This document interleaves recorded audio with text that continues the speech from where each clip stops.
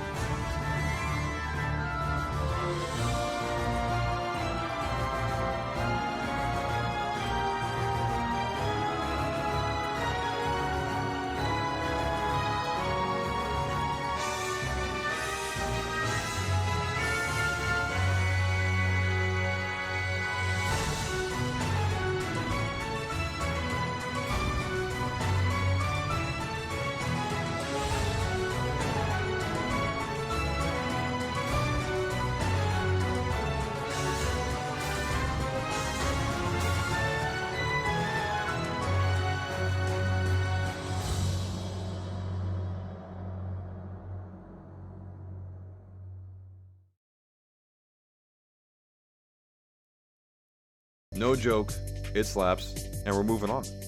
Now, we hit the new game to then name the hero as well as the leading lady.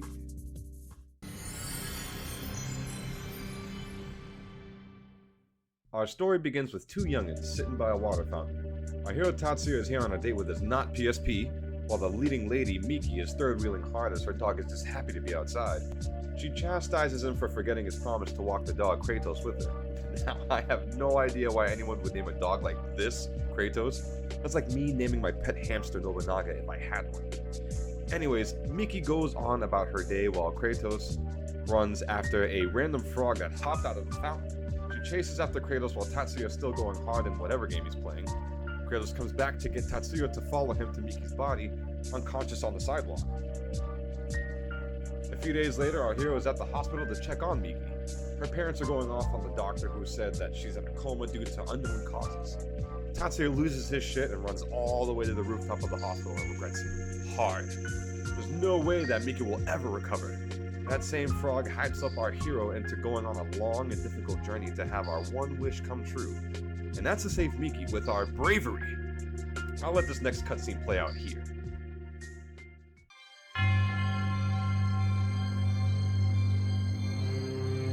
Young man, your bravery has spoken for you.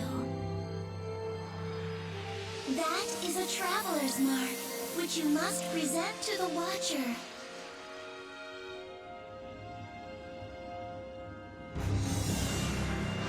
Now, do you wish to change your fate? Then pass through the gate before you. For through the Porta Nectaire lies the only means to get your wish.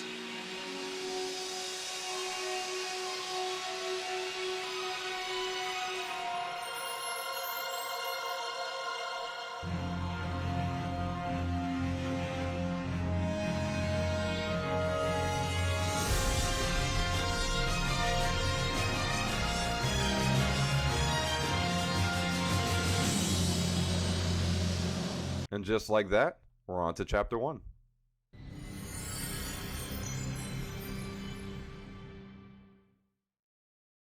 Wherever those big-ass doors took our hero has him passed out on the ground.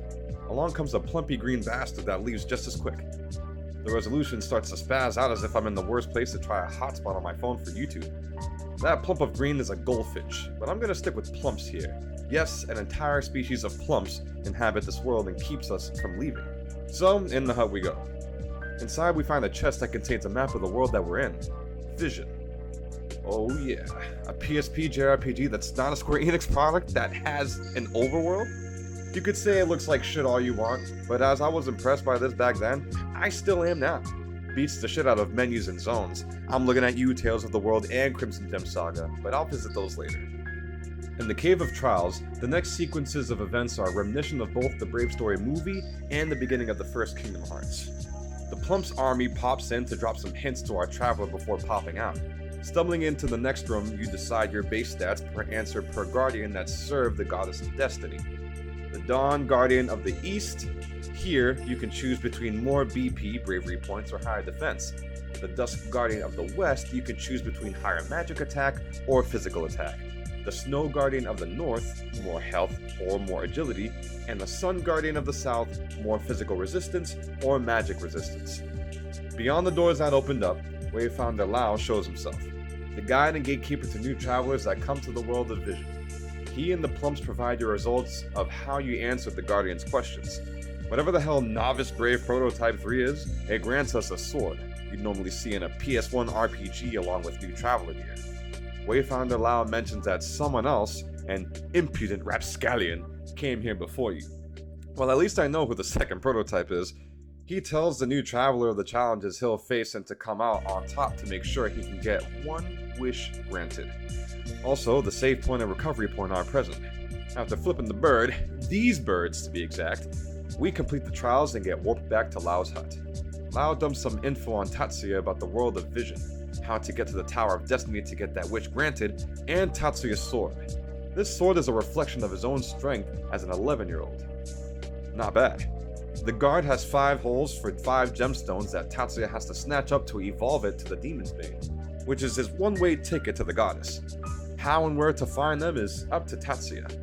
With each stone found, he gets to warp back to the real world for a little bit, only to return to Vision till the quest is done.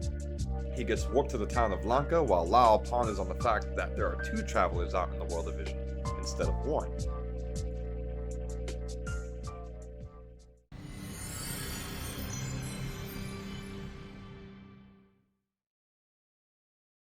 We drop in a forest and holy shit, there's a Japanese voice option for battles. Now I primarily choose Japanese over English voiceovers due to the fact that I honestly feel more passion and gravitas from Japanese VAs over a Japanese product than English VAs. Not to say all English VAs don't do a good job, it's just a preference. I originally had the English VA through my first playthrough back then, and I wasn't disappointed or put off by it. I honestly didn't know that the switch was possible due to just checking out the settings. It's really that simple. The cutscenes are primarily in English due to it being a Western copy even when you have the Jap dub on. 3 dogs with corkscrews for mounts are about to tear some cat girl a new one. Oh, gimbal wolves. Gotcha. Swatting them away with a weapon you'd normally shoot at enemies with doesn't prove useful. She tells our 11-year-old hero to be a man and help her. Okay. Now, this is a comfy battle system, something akin to your standard JRPGs. It's straightforward and the mechanics don't take too long to figure out. You only see the enemies until you select all of your party members' actions. After making your selection, you're able to see each party member act out their own unique animations. Each attack gives a specified amount of BP to your character, even if it is a bravura action. Also, there's an extra attack which only activates upon attacking and killing a weakened monster, only to attack the next in line. The gimbal wolves just keep coming as Lao drops another hint to raise up the sword for a flashbang attack that will have them running away. Impressed, the cat girl introduces herself. Yuno and Tatsuya have a little exchange as the 2 different people from 2 different worlds. She's never seen a Japanese boy, as he's never seen a cat girl, more specifically have Kitkin and Anka. I'm sure Tatsuya has seen plenty of cat girls if he somehow wandered in the city and, cons are about. Surprised to hear that Tatsuya is a traveler and appreciative that he saved her, she invites him over her house for dinner and a sleepover. 11-year-old Riz at its finest. Something about her definitely screams Alter Miki. Now this game has a pretty high enemy encounter rate throughout the game. For the ones that love the grind, welcome. For the ones that couldn't be bothered with it, well, maybe this isn't for you, but the grind has a quick payout since the game doesn't expect you to stay in a spot for hours on end. Having Tatsuya battle with party members a set number of times between chapters will net you unity skills with that other party member or even all 3 in battle. Unity skills come in the form of either powerful AoE attacks or buffs for your party members. There's a lot of them, and they each have their own unique animations, which is nice to see. The battle theme will only be as memorable as you allow it to be. Since I'm a fan of duding on the trumpet, it's been stuck with me since its Western release.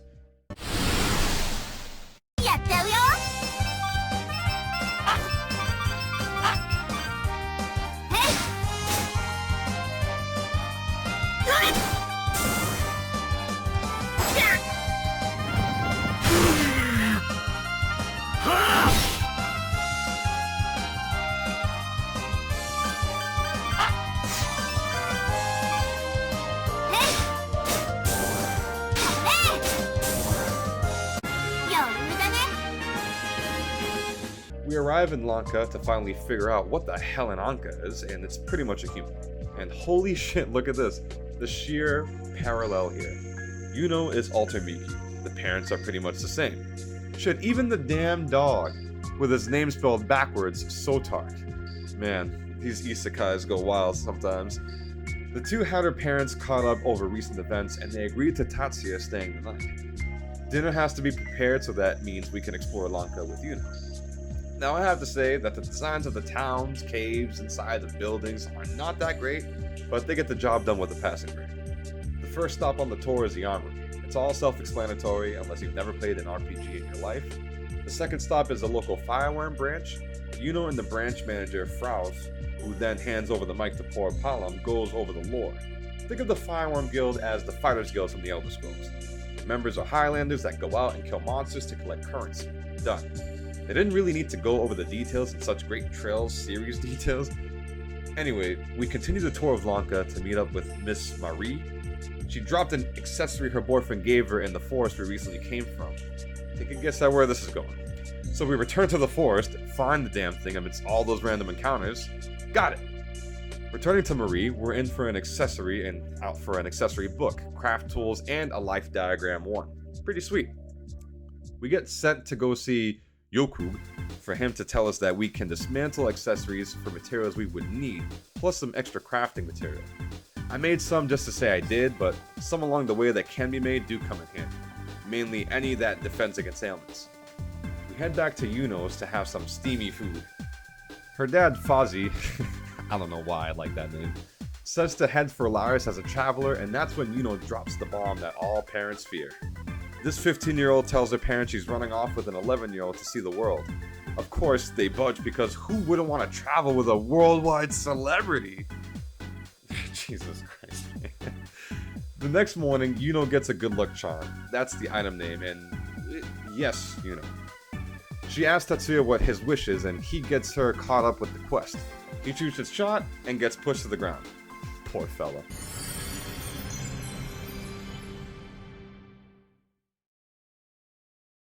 The duo make their way to the Grandeur River crossing, meeting with Vortis, the ferryman. He agrees to take them over to the other side of the river for a measly 10 Thames. Thames is the currency for the world of vision. Since our protagonist is silent as all hell, Yuno does the talking to get our ferryman up to speed with the quest. Crossing over to the other side, Vortis gives the pair a net and a birdcage. Yeah, alright. You can capture plums and have them do battle with each other per 2 separate minigames. Ben, a friend of Vortis, comes along to talk about how another young man came by to learn, but made a shit show of things. He takes us to one of the many habitats that plums reside in to give the rundown about bird catching. So, in this minigame you can capture either some or all of the plums. You can also throw out feed that looks like the gumball you get out of those old school machines to have whatever plums eat it grow in size. Feed a plums too much and you won't be able to capture it. Upon the results screen, your plums will fuse into the final form. Depending on the variety of plumps you capture, the stats and color of the final form will change. Green plumps add overall stats, white plumps add the same but just a little bit more than the green, purple plumps add more to pluck, yellow plumps add more HP, red plumps add more to pecking power, blue plumps add more speed, and black plumps subtract a bit from overall stats. You can own up to 5 plumps. We get an attaboy and return to Vortis just to get dragged right back into another plumps grove. But for a good old-fashioned bird brawling, brought to you by Kitama over here, a budding member of the Snob organization. My lord, what?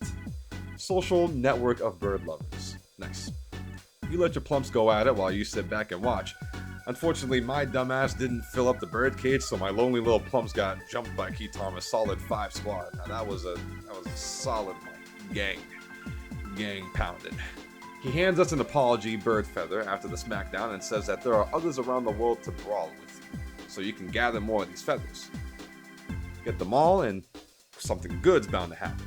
Now, I won't have you wondering throughout this video, no, I didn't bother to collect those feathers.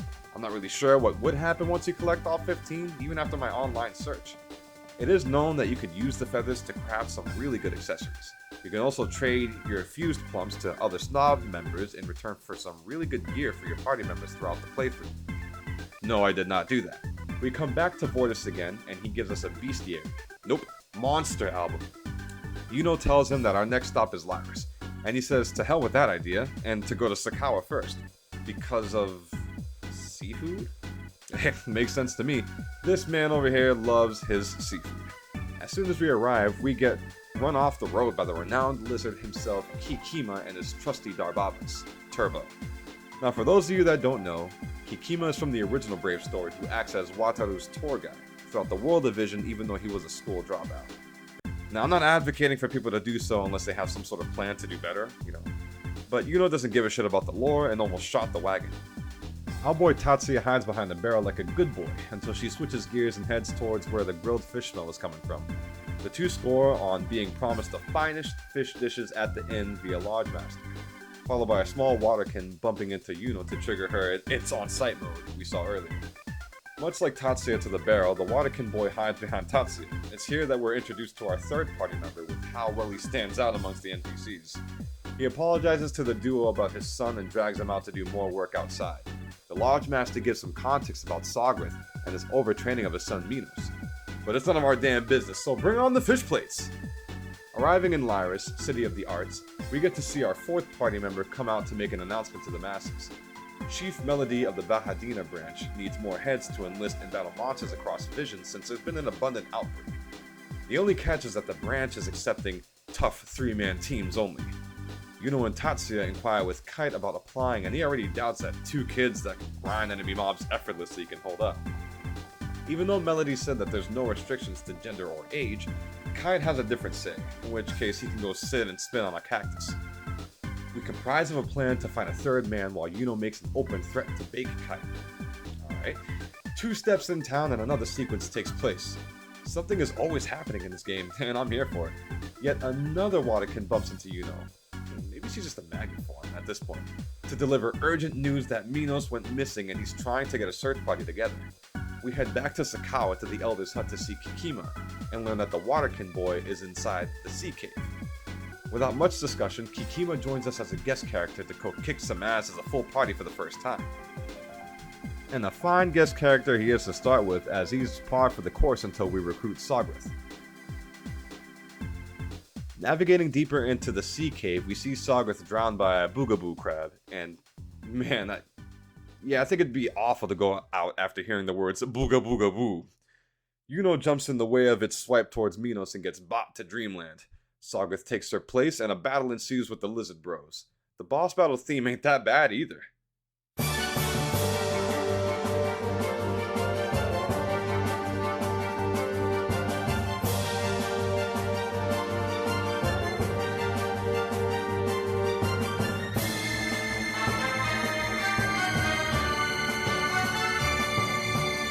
After making quick work of the boogaboo crab, everyone turns out to be okay.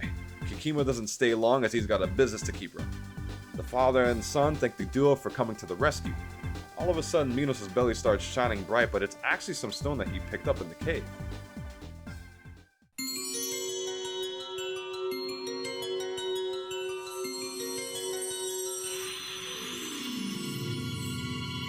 What's going on? I am one pillar of the goddess's power. At my command, a pathway will open. To whichsoever travelers she beckons. You have proven yourself brave. And a trustworthy vessel for my power. So hold your sword aloft, traveler. I, the spirit of courage in the face of adversity, shall grant you the power to drive the dark away.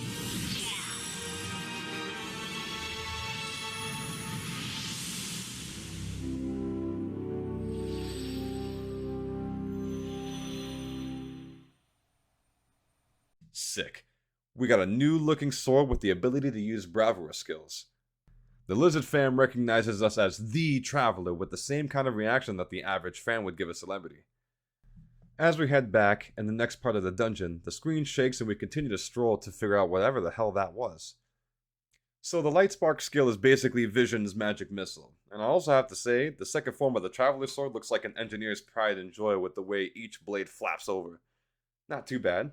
After the bravura expose, the group figure out that the tide is rolling in the cave. To the scenic route we go, which leads us to another impasse. Things seem a little hopeless, and then the Gem of the Warrior gives us a bro tip to light spark the wall open. We come across a star-shaped portal that activates both Yuno's good luck charm her father gave her and Tatsuya's traveler's sword. Wayfinder Lao chimes in to say that when a traveler locates a gem, he'll be able to use its power to return to the real world to visit whoever he misses the most. But you're on a bit of a timer. Once when the bells chime, it's time to vamoose, otherwise you basically end up in the void, aka the Veil of Eternity. You'll be beyond assed out of getting back to both your world and the world of Vision. Our hero teleports back to the hospital to visit Miki, and you can clearly see that goddamn frog is just peeping in the background. A real sus on a stool, if you will. Miki cries for Tatsuya and the bells chime. Bro, what the fuck is this shit? My boy literally only had like 3 minutes tops to check on his girl after all that grinding. The mysterious female voice encourages Tatsuya to keep searching for the other gemstones. And we're back with our homies to head back to Sakao. Back at Sagra's hut, he tries to apologize to us after all that happened like a big soft, but we tell him not to sweat it and catch him up on our goal. He invites us for a sleepover and a conversation with the village elder tomorrow, who talks in Merble Gerbil? It's all good. He has his interpreter do all the heavy lifting. A big thanks comes from the elder along with how the Tide Warp works wonders for his health. I honestly didn't even know that was why we even went to that cave to begin with, but thanks for keeping me up to date. We're let in on a little tidbit into Sograt's character, as the only reason he's so hard on Minos is due to the passing of his mother. All the big softy wants is for his own son to be strong. The elder just tells him to be himself and everything else will work itself out. As Mr. Merble Gerbil turns to the youngins, he tells Yuno to find balance between being caring and carefree, and that Tatsuya is different from the other travelers he's seen, even though he can't really put his finger on it. Sograt wants to permanently join us for the journey ahead as part of his IOU. Good thing too, because a tank is always needed in any JRPG. Everyone's pretty chill about the decision, and off we go, but not before one last line from the elder. Trust your bros, even when and if you feel lost, and they'll come through. We also get the Book of Quests to keep track of any and all we'll get during the game. Now that we have our 3-man team, it's time to go back to Laris and tell Kite to suck my nuts, and to ace the Highlander exam.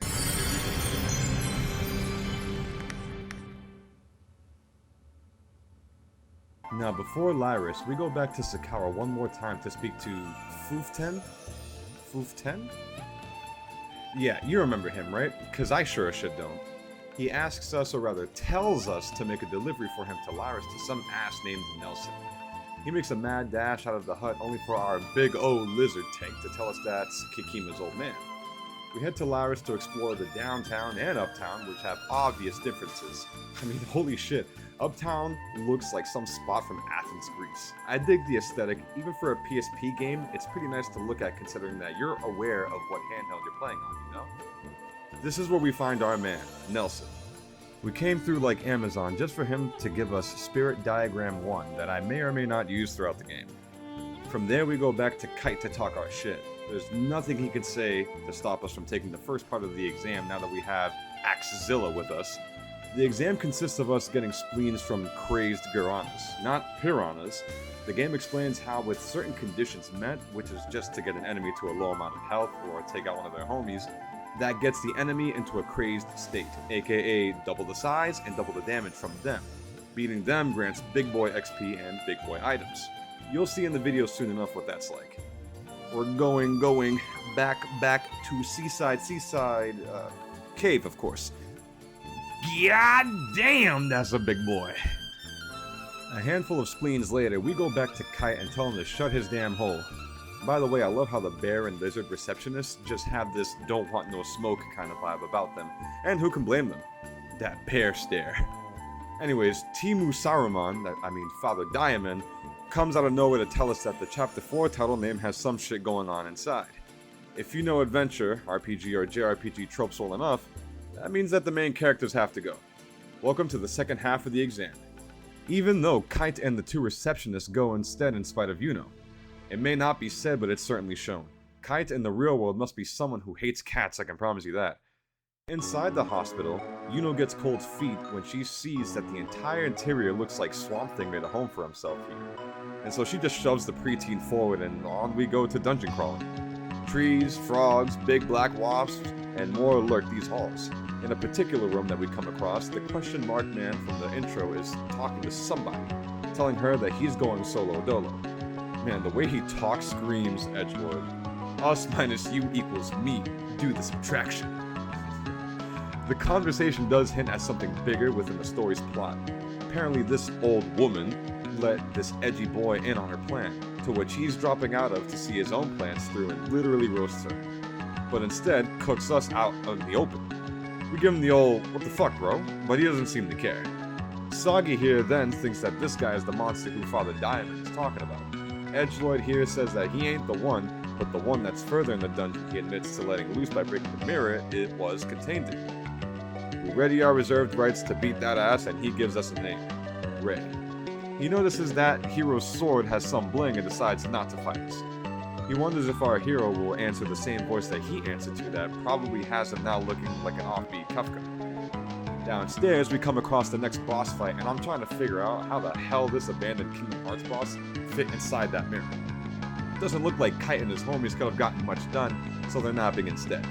Look, I don't care how many times this boss music comes up in this game, it's pretty damn epic for what it is compared to the other tracks from the OST. Iluangbal, hopefully I'm saying that right, is the name, and it kind of pays homage to the Hittite deity Ilyanka that got clapped by a hurrying god of sky and storm. If it had one head and no wings, it could look like Ilyanka from Shin Megami Tensei. All minor lore aside, we provide the same kind of clapping to the multi-headed dragon. Something demonic laughs from the broken mirror while we check on the nappy boys. Oh damn, they got the bear. The bear actually died? Kite sounds about he's on his way out too. He gives us the mark of the Highlander when we swear heroics to the land of vision. With our fireworm rings that allows us through any and every border in vision, our next stop is Vahadina to find our melody. Kite might have been a dick, but was definitely not deserving of death. Back at the guild in Lyris, we recount what happened with Bacchus and Father Daimon. While they rebuild there, we're ushered to go find Melody. Yuno gets a taste of real life as a youngin', while Soggy remains not so shook. Him saying that being carefree helps out in a wild world helps Yuno regain some confidence, and we advance to Chapter 5.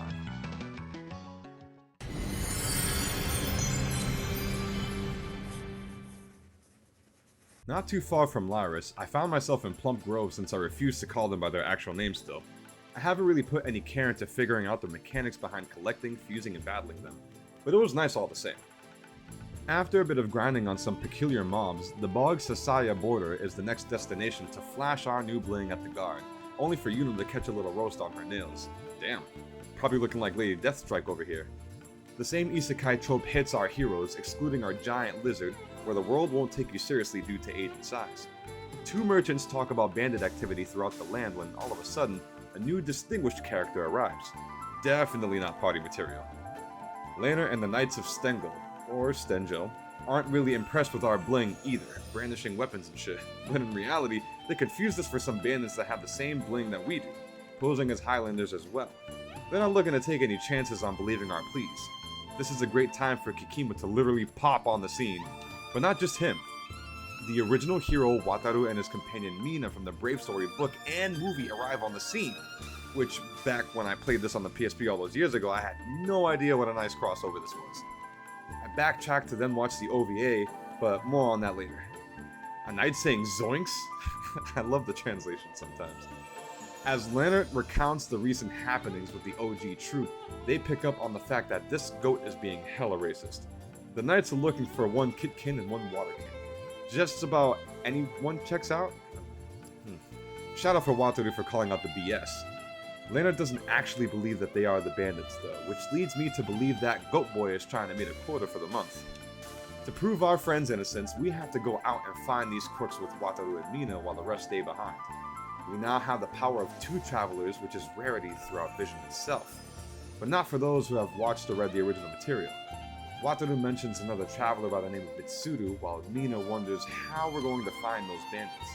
Some steps to the east later, and the young trio stumble upon the bandits Dusty and Mari, which is just palette-swapped Sargeth and Yuno, swear to God.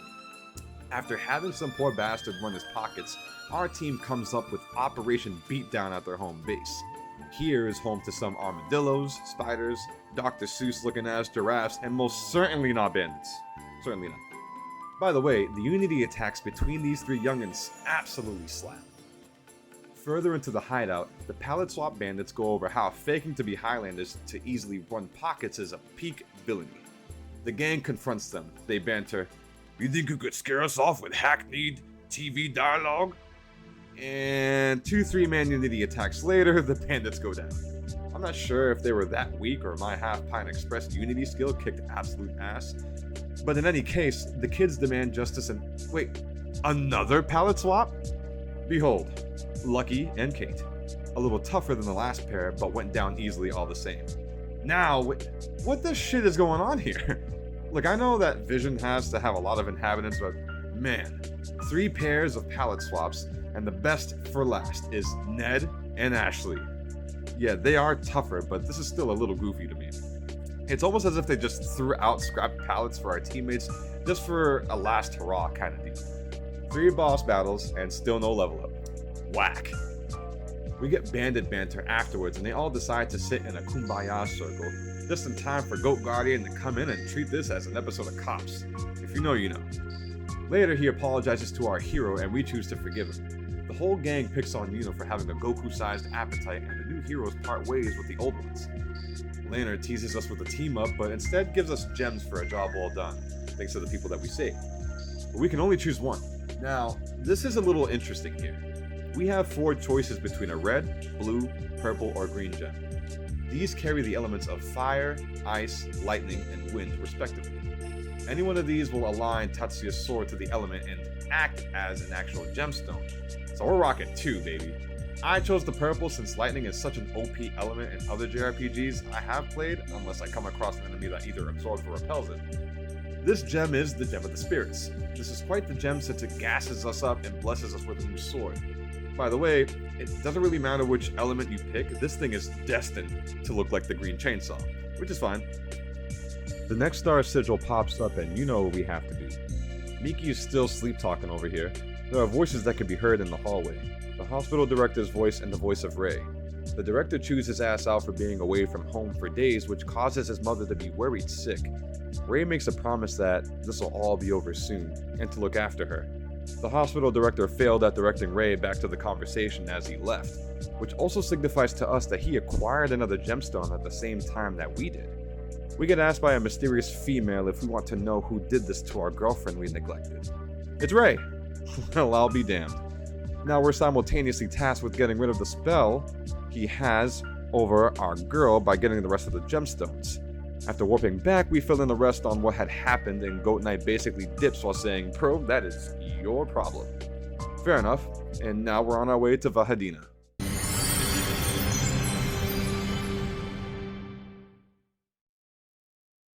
A desert. Great.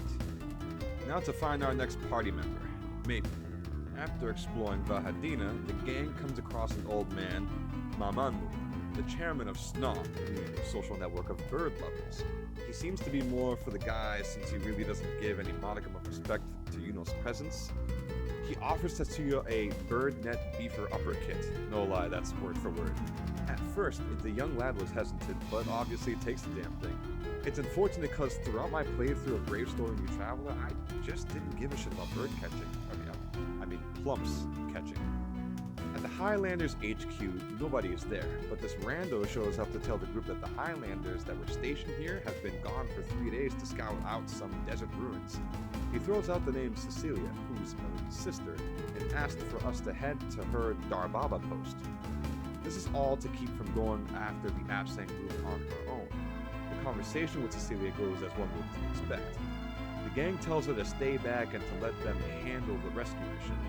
Once we get to a certain point of the desert, Yuno's good luck charm emits a glow, communicating the fact that a star sigil and gemstone are around somewhere. We find something glowing off ahead of them. Sagi touches it and finds it to be a fireworm band. All of a sudden, a quicksand vortex suddenly spawns in, and down the gang goes. Good thing this is Nisekai, because this would be such a Souls game way to go. But of course, the group is alive and inside the next dungeon. Not too far ahead, they find Melody fighting big booty ants, Bunda ants in the UK, and looking exhausted. We, the new recruits, quickly tapped ass and explain the situation to Melody. She explains her side, which ties into Kite being a dick and choosing to train recruits his way instead of having Melody doing the on-the-job training. This is why backup never came to her aid in the sandy dungeon. She claimed a beer with him would remedy the issue, and everyone shares an awkward silence before the gang shared the truth. Melody was a little shook, but hits the group with some stoicism. Dwell on the past and you're digging your own grave. Always look to the future no matter what hand destiny deals you. As for the dead, just keep their memory alive in your heart. Respect, Melody, respect. Sagi brings up Cecilia's concern and Melody waves that away and asks the group to help her instead. She's more concerned with saving her men. And just like that, we have our 4th party member with new options to swap out members. Makes sense due to the limitations of the PSP that this was presented. It's either that or the devs thought that all you would need would be 3, much like the original Brave story. A human boy, a cat girl, and a lizard man would go on originally to save the fantasy world to save someone in their home. Thank God we didn't pick up a new party member as a weekly. Not a particular fan of when old JRPGs used to do it, but I digress. Further in, it looked to be a dead end until Indiana Uno decided to push a conspicuous button on the wall and thinks that it will raise the platform our main character is on. This only has our main character fall right through the floor. Classic. Tatsuya breaks out of the sand he was buried in to meet Mitsuru from the original film. He does say something interesting to the boy. I can't use your gemstones to get my 5 anyway. If you look at his staff, he has 3 gemstones already. The 2 of you are stuck on this floor unless you find a way out without using magic. Apparently, there's some blocker so that renders any escape spell as useless. But Mitsuru can still use other magic spells? Alright. And how the hell did this... Okay, random battle. How the hell did this guy, this merchant, get swallowed up? What's his story with the standy goods? Anyways, I got introduced to a new status ailment that probably only resides in this game. Isolating. On our boy Tatsuya here, it looks more like depression, but I will say that to a good amount of people, one can find depression in isolation. To others, the opposite. All depends on the person. Now, with this specific type of ailment, it will go ahead and negate your ability to access unity attacks, unity skills. Now the two come across a giant rock wrapped in tags and rope blocking their path to upstairs. Mitsuru wants the kid to put his hand on the stone in front and to recite some words. Agara Bela Nen, or Klaatu Varakta Niktu. Again! For those that know. Sunder the stone that blocks our path and set us free. The fact that you can mess this up given the options had me chuckle, but I went through with the obvious choice. Shout out to Agara Bela Mucho, though. You're forever my favorite. We get out, and Mitsuru provides Mucho disappointment since he dips out of the party. But he does encourage Tatsuya to keep going for that wish to be granted. Otherwise, he'll end up like someone Mitsuru knows. More on that later. As soon as he leaves in cut budgetary manner, old Soggy Boy and the gang show up right on time to dungeon crawl some more. Now what is a JRPG without a mimic battle? One that starts a battle, ambushing your party of course, what a dick. It's an interesting design choice, seeing as though there are legs, a tail, and nothing inside. Well, if you look closely, there does seem to be a hole in there, but I'm not sure about the anatomy of this thing. The deeper we get inside this place, the more variety of big booty ants there are, even armored ones. The group finally comes across Melody's team. They seem to be dead, but apparently they were taking naps? The hell kind of team is this anyways? The screen rumbles and the chief orders the group to take her team and get out of there, prompting everybody to then toss their firearm bands aside as the friendliest "fuck you, we're staying" to her, while at the same time showing her the one we found before the quicksand. It's here that we face off against Emmetstein, or Emmetstein, the queen of the big booty ants, for she has the biggest. Plus, design of the head and hands reminds me of the queen from Aliens, which is definitely badass. Can I get a scree-haw? And I absolutely won't apologize for that one. Funnily enough, we can talk to Melody's team for some extra items before the fight. I thought we were going to go right into this thing. I mean, shit, we can even walk up to the queen and hit X to talk? I'm not sure we would ever get the chance to talk things out like it's an immersive sim or Baldur's Gate 3. And with another scree-haw, we go forth to beat that ass. The boss is a little different here, as she throws out some badass wind spells and ups her attack power. Keep spamming unity attacks with Tatsuya and Sogrith, specifically Bug Strike for Tribal Strikes, aka critical, until you're low on Bravura and or if you can replenish your BP. This was actually the first boss battle I had a party member fall in battle, and it was old Soggy Boy. Nothing a good res item can't fix. A couple of more hits and the Queen of Bundas goes down just like the casual jokes I've been throwing around here. The battle was a little intense, and I like how they showed that here with the team looking deep but undefeated. The team share a quick laugh of relief, and Melody kicks up like nothing happened. Badass. There's definitely good writing for her character in this game, even with a few scenes of dialogue from her and whoever else engages with her in conversation. I'll put her right alongside Ellen Ripley and Beatrix Kiddo. Melody definitely carries a strong presence. I expect nothing less from a chief of the Fireworm branch. The death twitch was a nice surprise to not only the characters but to me as well. No, there's no round 2 with this boss. But she did drop what the team was going to look for afterward anyways. Le Gemstone. The Spirit of Autonomy, to be exact. Not only does the lad get the group out of the underground sand cave, but he gets a new version of his sword as well. Behold! the rotisserie sword, with magic included. Just your standard start out hero magic. Heal, return, and exit. That's 3 down. Now where's that start cutscene? Amazing! So, it was actually the whole ruins.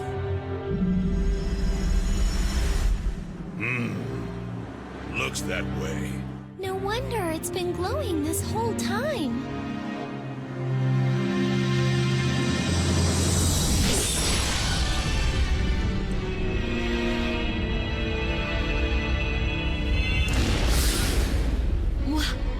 What envision?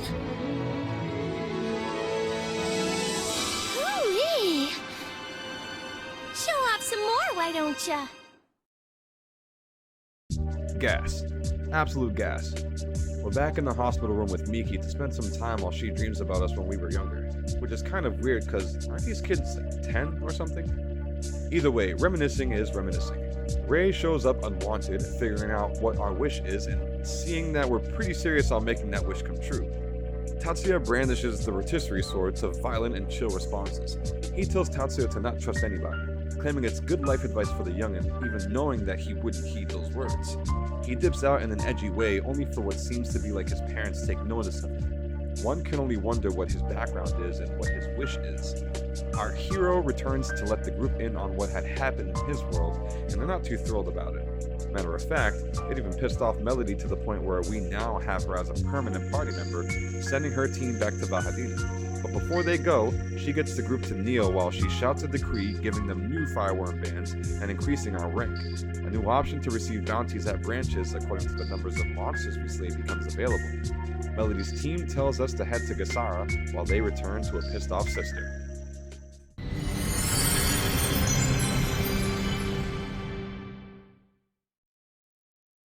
East of Vahadina, the gang stumbles upon the Forest Morgana, a mirage where we basically can progress through due to how many of spellstones we have.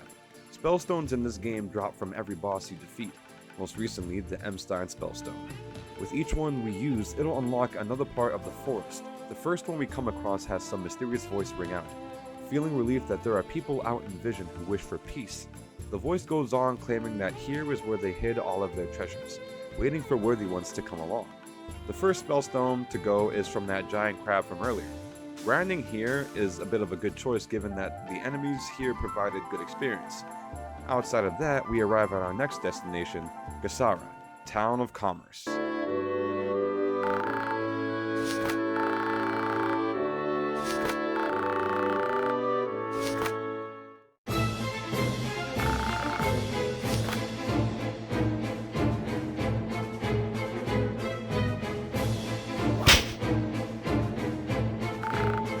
Enter Coots, the Rosethorn.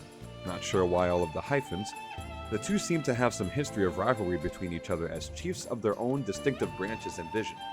They sling their fair share of shit before heading inside of the guild. Wataru gets another name drop, alluding to Coots having some form of interaction with them in the original Brave story.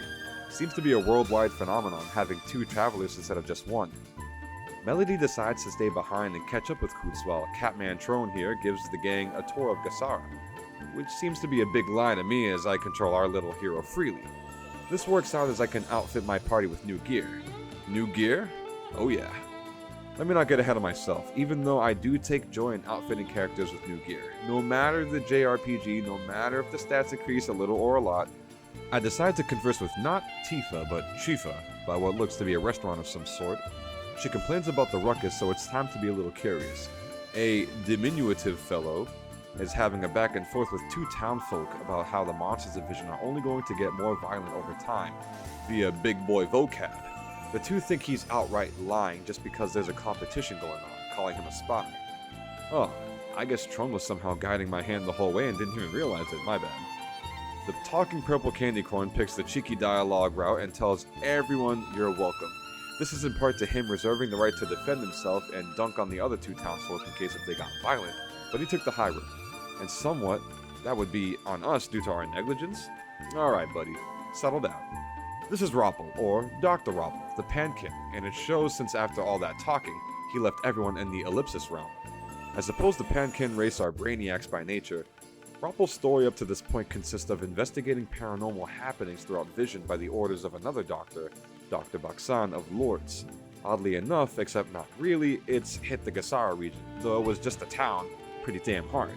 The violence is increasing exponentially. The gang heads back to relay the message to the Gal Pals with Rappel, but they don't get a word in edgewise as Coots demands that all hands are on deck to eliminate a monster outside of your average in the underground lake. Wataru gets mentioned again as Tron remembers the kid slayed a monster there before. I swear this is only increasing my anticipation of watching and covering the film.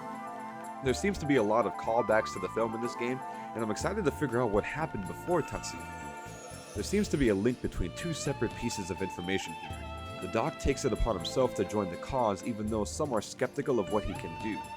To get to the underground lake, we gotta go through the chapel ruins southeast of Gasara. Now hold up, we just acquired 2 more party members on top of Melody returning?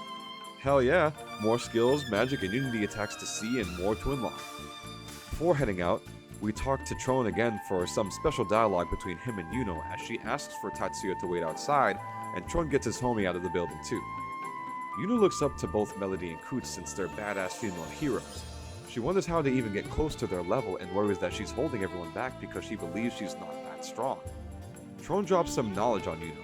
He tells her to not try to be like the others she referenced, like Soggy Boy due to his strength or Melody due to her experience, to find out her own strengths and make the most of them. Honestly, she has a good amount going for herself as it is given from what I've experienced in battle with her. Kidkin or not, she's still shonen, which basically means unbridled potential, much like the Fool Arcana. Her skills with the bow are great and have much more room for growth. She practices a double knock in the moment and voila, she learned the Brave Soul double strike. It was a very wholesome scene as Yuno has renewed vigor towards the end goal. I'm telling you, PSP games are gems in their own right, and that is a hill I will die on. Not only due to my love for the handheld since the 1000 series from 05, but even now, no matter the means of how you play them, you'll come across a few charmers. Brave Story is a bit of a lucky duck, seeing as though this game was backed by big names at the time. Now, Brave Souls are special abilities that each and every character outside of the guest characters get in the game. And as for Yuno with the double knock, that just means that she's able to go ahead and attack 2 times. Back at the restaurant, which looks much more like a bar inside, we meet Yuna, if she never went on her pilgrimage. Jokes aside, she asks us for a favor to get her Naga, not Inga, liver from Mr. Nagas. This is definitely another crazed monster side quest, which is fine. Remember when I said it takes specific actions to have a monster become crazed? Well, Yuna helps us out with a tip to get the Mr. Nagas to go loco. Bravura or Unity skills will do the trick. She doesn't know where to find them, but with the power of plot deduction and dissection, we do. To our next destination we go. Coots is pretty balanced with her whip, which has some skills like Windmill, which hit all targets and can at times crit. The Doc is your typical mage, a step down from Mitsuru, but his skills still get the job done. Now, in case if I didn't mention this itty-bitty little tidbit, the gear you outfit your characters with actually show their difference from others in battle, which is a real nice touch. Little things like that I always appreciate. Not a lot of games did that at the time. The Chapel Ruins, basically a palette swap of the Bugaboo Crab Cave we were in hours ago.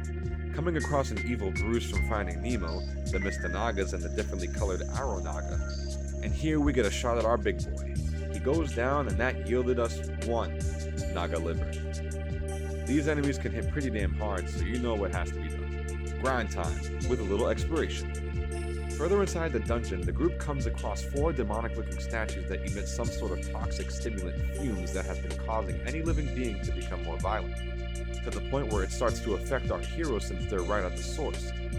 Good lord, look at these Kraken strolling on the scene. This is actually an interesting setup for a boss fight. The enemies are just as enraged as our heroes are.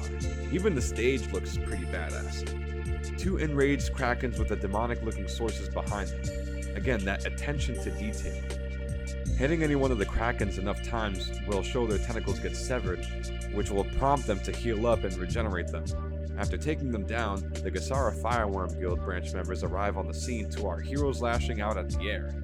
Poor Tron is thinking that they're fighting ghosts and urges the other 2 to destroy the statues. Everybody calmed down afterwards, and Doc declared that a wizard of high rank could have done this.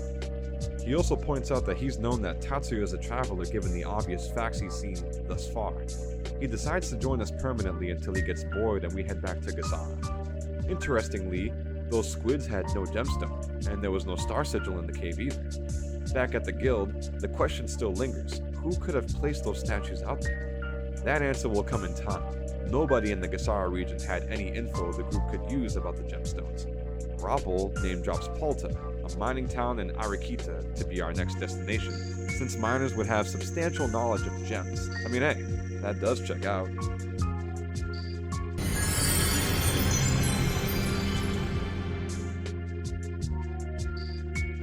We start out the chapter with going back to Yuna to deliver the Naga livers in exchange for a mine diagram 1.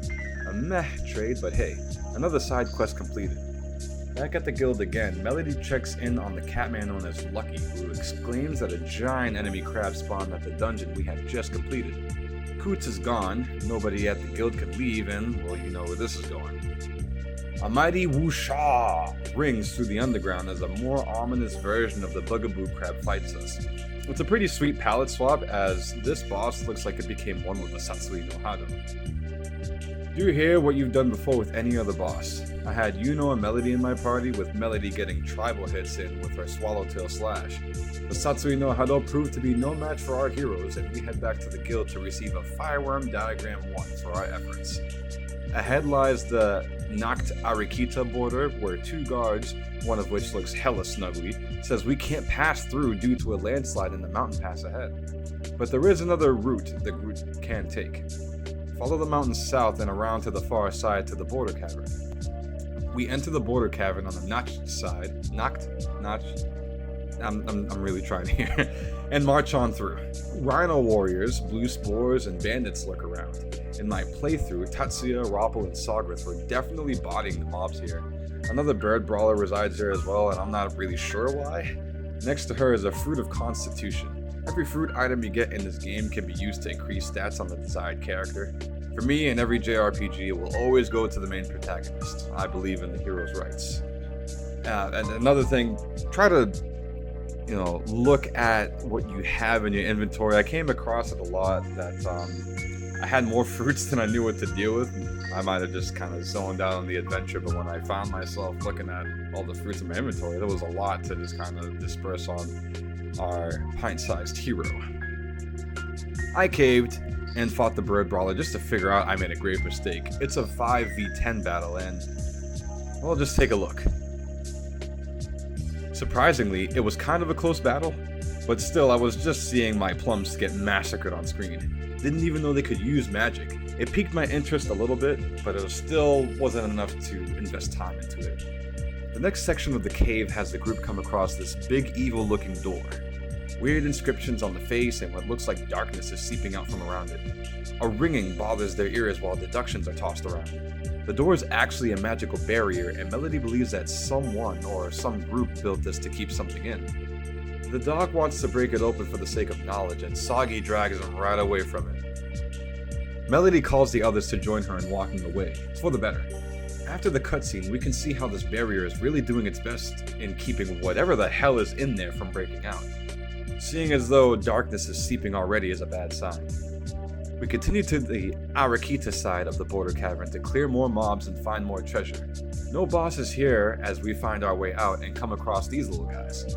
Plantasmagora, huh? Almost looks like that ghostly Pikachu from the Aloha region once you root them from the ground. When they're rooted, you can't really do any damage to them, but a hit will root them up from the ground, making them vulnerable. They have a shriek ability that can confuse your party members. I hope you don't have Sogrith in your party like how I did. Dude is a heavy hitter for a reason, and party members can feel the damage output just like the enemies if he gets confused. Their ghastly shriek is no joke. It has a good chance to insta-kill. Basically, you want to kill these guys as soon as they get rooted up from the ground. Rappel's thunder magic will do nicely on top of everyone else's physical attacks. Not too far from that is the Goldfinch Glades. I shall call them just this once due to the name of the place, and I gotta put some respect on it. We arrive in Cragtown of Palta, where nobody has anything to say.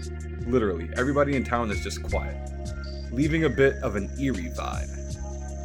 Can't rest at the inn or buy any items, but I can say, Surely the guild will have some sort of explanation for this happening. Checking in, there's only one being there who's just as mute as the rest. A mole, even though it says man, interrupts the team's discussion, introducing himself as Chaka the coal miner. He recounts on how he left for a week and came back to the same thing that everyone else is bearing witness to, so that's no help. The doc deduces that it would most likely be the work of some superior magician, and that there's some connection to what happened at the underground lake. Now, this is where things get a little interesting. Melody asks Roppel if there is anything the team can do to help the people here. He responds with why, which really threw everybody off guard. Yuno claps back with the based heroic response because they need help. Roppel then asks if he needs help or if she needs help. He reminds everyone that they initially came here for info on the gemstones and that since Chaka can still talk, he can still help us with our original goal. He goes on by saying saving the townspeople is one thing, but to save them for the sake of saving them makes no sense. I think this is a great subverting of expectations for people that just think that everyone is all in on being good and heroic here. Some party members will always have their own thoughts, pursuits, and points of views on things. It's normal, and even for Roppel's race, it is absolutely human. When we first met him and acquired him as a team member, he already seemed as though he wasn't really of the same mindset as the rest.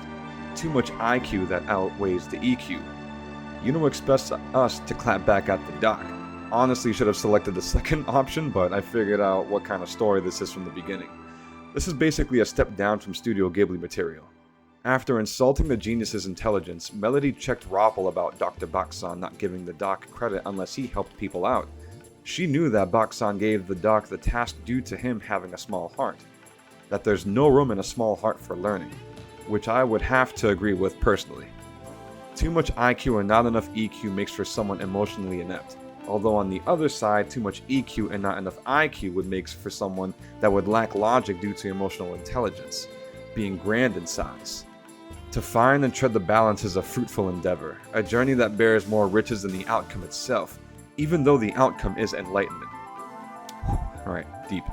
Back on track here, Melody advises people to read the room more and to develop more awareness to Yuno and Tatsuya, to pay attention to their expressions and feelings. That definitely got the doc thinking, and also thinking of what the group could get to help these people out. A prescription for liquid lament from Tears Haven out in the east should do the trick. And away we go to find this high fantasy Robotussin, our liquid lament, if you will. Upon our arrival, the first person we talk to just spits it out that they specialize in making our quest item. Hell yeah, straight to the point. Apparently, this town used to be known as the Town of Sorrow as well, which when partnered with Liquid Lament, I can see this place being really depressing even though it's well lit by the sun. Make sure to purchase new gear for your mates before going into the Fireworm branch. Inside, Mayor Mag of Aquatics and Just Dan are brainstorming a problem. The problem being that they can't make the one thing they specialize in making. Plot things, right? The mayor goes on by telling the group how the liquid lament is made, by filtering the rains that fall in the region into the purest form of water. But it sounds like the rain has lost its touch. Word from patrollers is that there is some shadowy figure at the Swamp of Grief that might be the source to the problem. No one can get close to the thing without it vanishing into thin air. The mayor also states that some other gentleman came by before we did to acquire the same thing. We show up to the Swamp of Grief with our mission in mind. The only thing in our way are the dreaded pallet swap monsters. Shout out to Mommy Wronglegs. You could tell from the jump that this place matches the name. As the team ventures deeper, Roppel stops the group, stating that he could sense an immense power ahead. The rest of it as well, except for Yuno, who could use dem kitty cat ears to hear chanting of a spell. What looks to be some sort of spell circle can be seen not too far off. Spawning in is some scythe-wielding demon that pops off with mage smoke, the same kind that's polluting the rain by Roppel's account. Yuno pulls off her best cop impersonation. Arresting someone like this? Take a step back and rethink. Oh, he put her under arrest. Gotta respect the Uno reverse card in play. This thing, the Alchemon, speaks to Tatsuya saying he warned him not to interfere. Sounds familiar? Damn you, Ray! The group put together that all of the strange happenings was because of him. This familiar means business and comes close to killing her before a big-ass lance hits it from behind. Who else but the Goat Knight Lannard, goaded for his rescue attempt as well. The Alchemon spawns back into the fray with Lannard's lance pointed at the group, and like the goat he continues to be, he catches his own weapon and brandishes it. God damn. This, man, he's like the Hayabusa of Brave Story. I give this game respect for the specific animations the devs were able to put in it to make the characters and scenes livelier while respecting the budget and hardware limitations. He joins us a little underleveled, but not by much. Now let's put this Alchemon in its place. Be wary since this thing can deplete your BP, which gets to be annoying, but you can manage it if you act correctly each turn. Unity attacks were a must for me, then individual BP attacks, HB and BP replenishment, and normal attacks to help build a little bit of BP. This piece of shit is definitely aware of our ability to hit him hard, but we show we didn't need to heavily rely on our bravura to end the battle in our favor. Laner admits that Ray must hold a considerable amount of power to commit these acts. Also, this is the gentleman that the mayor spoke of. Seems as though he has his own reasons for wanting the Liquid Lament. Everybody introduces themselves even though Melody didn't need any introduction at all. Seems as though she has built quite the reputation for herself. Back at the branch, we tell the mayor everything that happened. He doesn't seem to care about the details, just that the business is back and the town can make their specialty again. Dan plans on issuing a warrant for the arrest of Ray throughout Vision, and we finally are able to get the Liquid Lament with Laner for a discounted price. That is still more than what we have in our camp. The doc steps in to berate the mayor, and this gives him two options in the form of algebra. Option A, he helps the people for free to then get a boosted image, and option B, he takes the money, which would lead him to getting a bad rep as a price gouger, which would have him lose sales. The doc continues by schooling the mayor with business tips, pushing him into the wall, leading him to giving up due to pressure, and gives us the Liquid Lament for free of charge. Nice one, Doc. The man just fucking broke. Laner then randomly heads out on his own with no explanation. Dan tells us that we can visit him in the house Laner rented in town. So that's exactly what we do. A little reconnaissance mission despite how it looks, giving the poor goat man no privacy. Inside, Laner checks in on who seems to be his lover Sasha, that has amnesia. Interesting to see what Laner's ambition is in this story. Sure, he's always been a knight, but he's also been, before the story, a loving husband. He knows that the medicine he has will bring back bad memories, but he wanted her to take it to remember that she is his wife. He opts to throw the medicine away, and if things go the way he hopes, then they both can leave town together. No matter how many times it takes, he will always confess his love for her and remind him of their relationship. This leaves the group outside bawling like it's a K-drama, Soggy Boy especially since he had lost his wife before the adventure started. Laner blames himself for her condition. He was so focused towards his knightly duties that one day she got attacked, which left her body and mind messed up. He figured that due to this, the goddess decided to erase him from Sasha's memory. The group reassures him otherwise, and that has Laner become our permanent member until the journey is over, while the mayor looks after Sasha.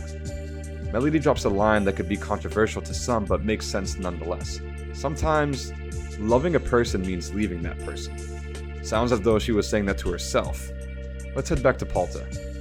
Guild member Tet is the first one to be administered the medicine, and he starts to fill us in on what happened. A boy of 17 or 18 years of age in a black robe came into town. That's all the group needed to hear to piece it all together. A traveler like Tatsuya, which is weird for anyone like Tet to hear since travelers are normally revered as heroes sent by the goddess, not villains. The doc claims that each traveler has their own agendas to fill that may or may not align with peace for the world of Vision. Laner doesn't really subscribe to the doc's idea, touting that it's not so much about the good and bad as it is the choices Tatsuya makes.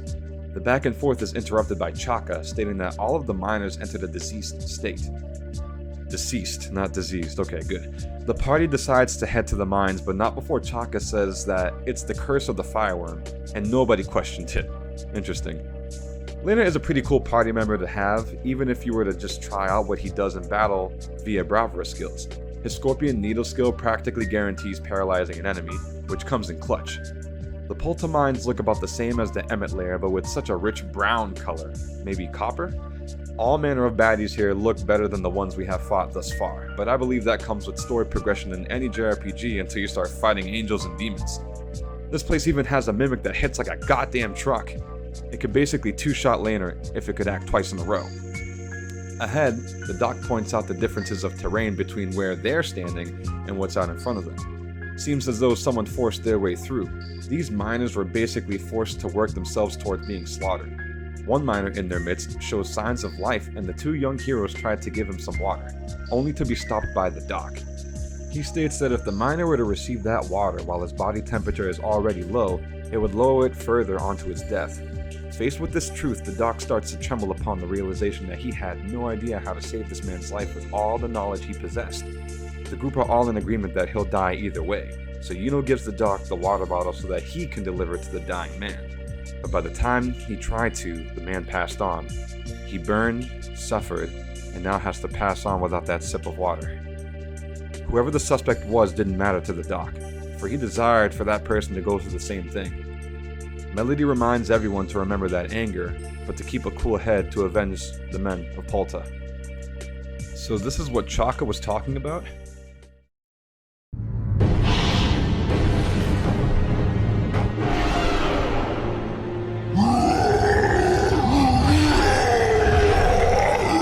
Oh, the fireworm! So it's true, this thing's what did in those men.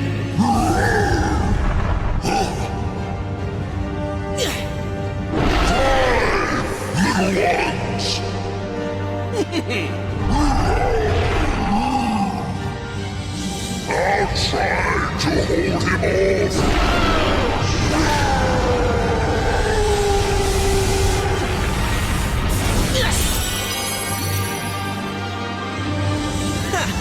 About time! Now I can blow you losers away! The overgrown lizard included!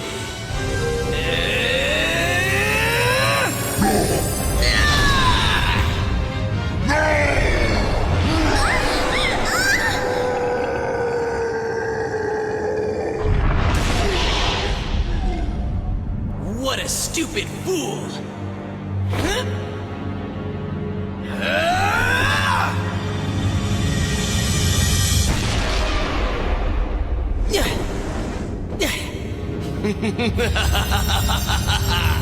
At last, the fourth gemstone! And just like that, Ray has the fourth gemstone. Sucks for the dragon since he was freed from Demonkin's prison, which I would imagine would be the equivalent of some hell. The miners were just illusions to him, which helps push his agenda forward since he doesn't give a shit if people die in vision. Whether it's by his hand or whatever other cause, so long as no one stands in his way. Banter goes back and forth as Ray summons someone or something like that wraith with the big scythe from before.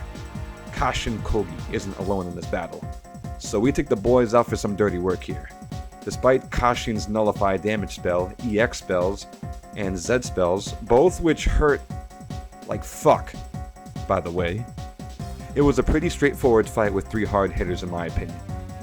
After the battle, the doc asks the fireworm its name in desperation. Volg is the name, and this fella is still willing to take the group to his home where the other fireworms are, Dragon Isle. The group shows their concern for his health, but he was hearing none of it. Volg knows when he passes away that he'll be enslaved by Ray, so might as well get the job done while he's still alive.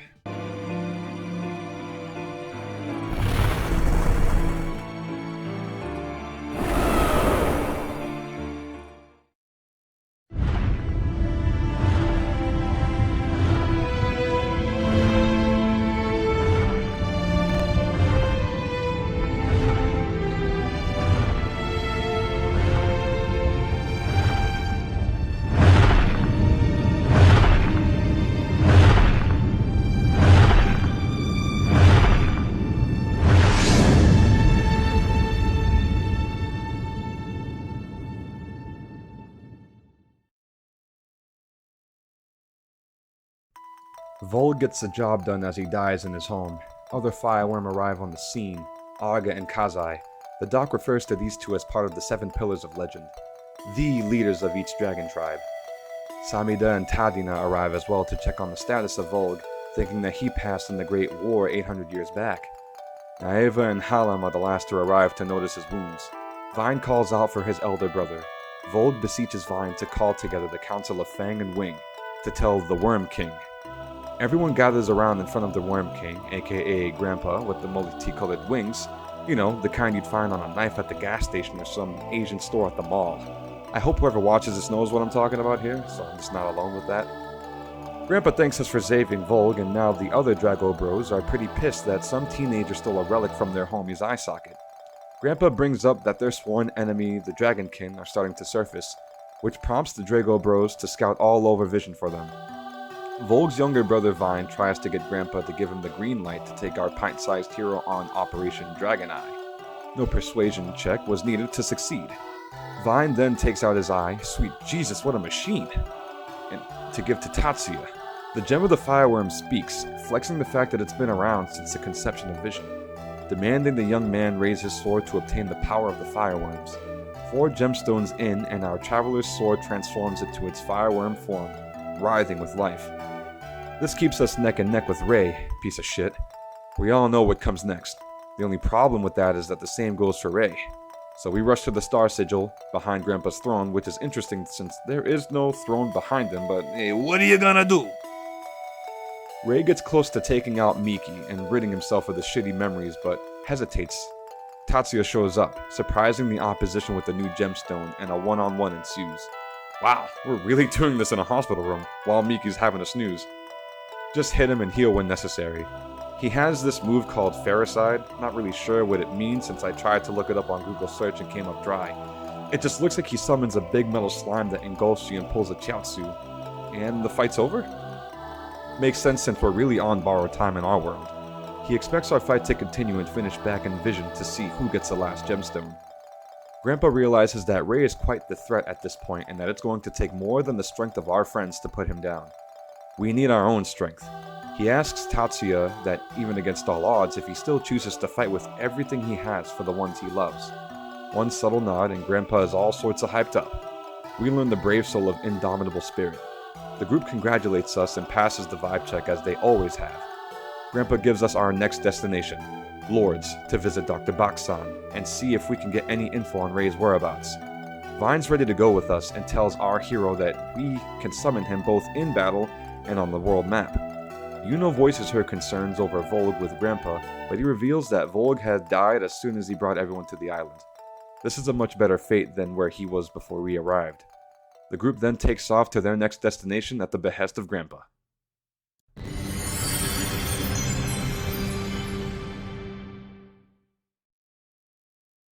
We head back into Fireworm Village to see if there was anything we missed. A couple items here and there and another conversation with Grandpa.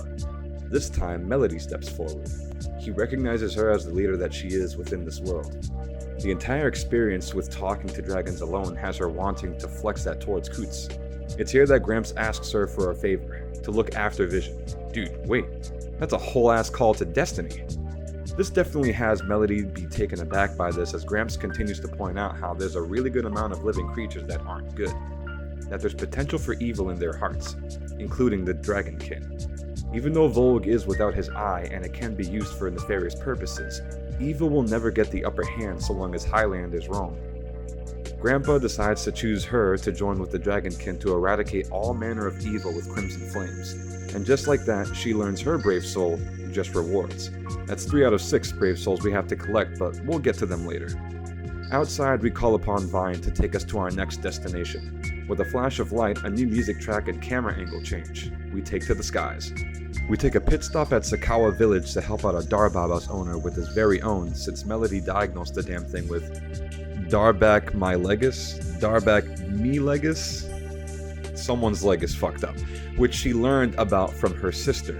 The only thing that can cure it is a rainbow bakwa, which is rare in Vision. We agreed to help Melody on this quest by heading over to Vahadina to pay her sister a visit. I'm sure she'd be happy to see her sister after some time.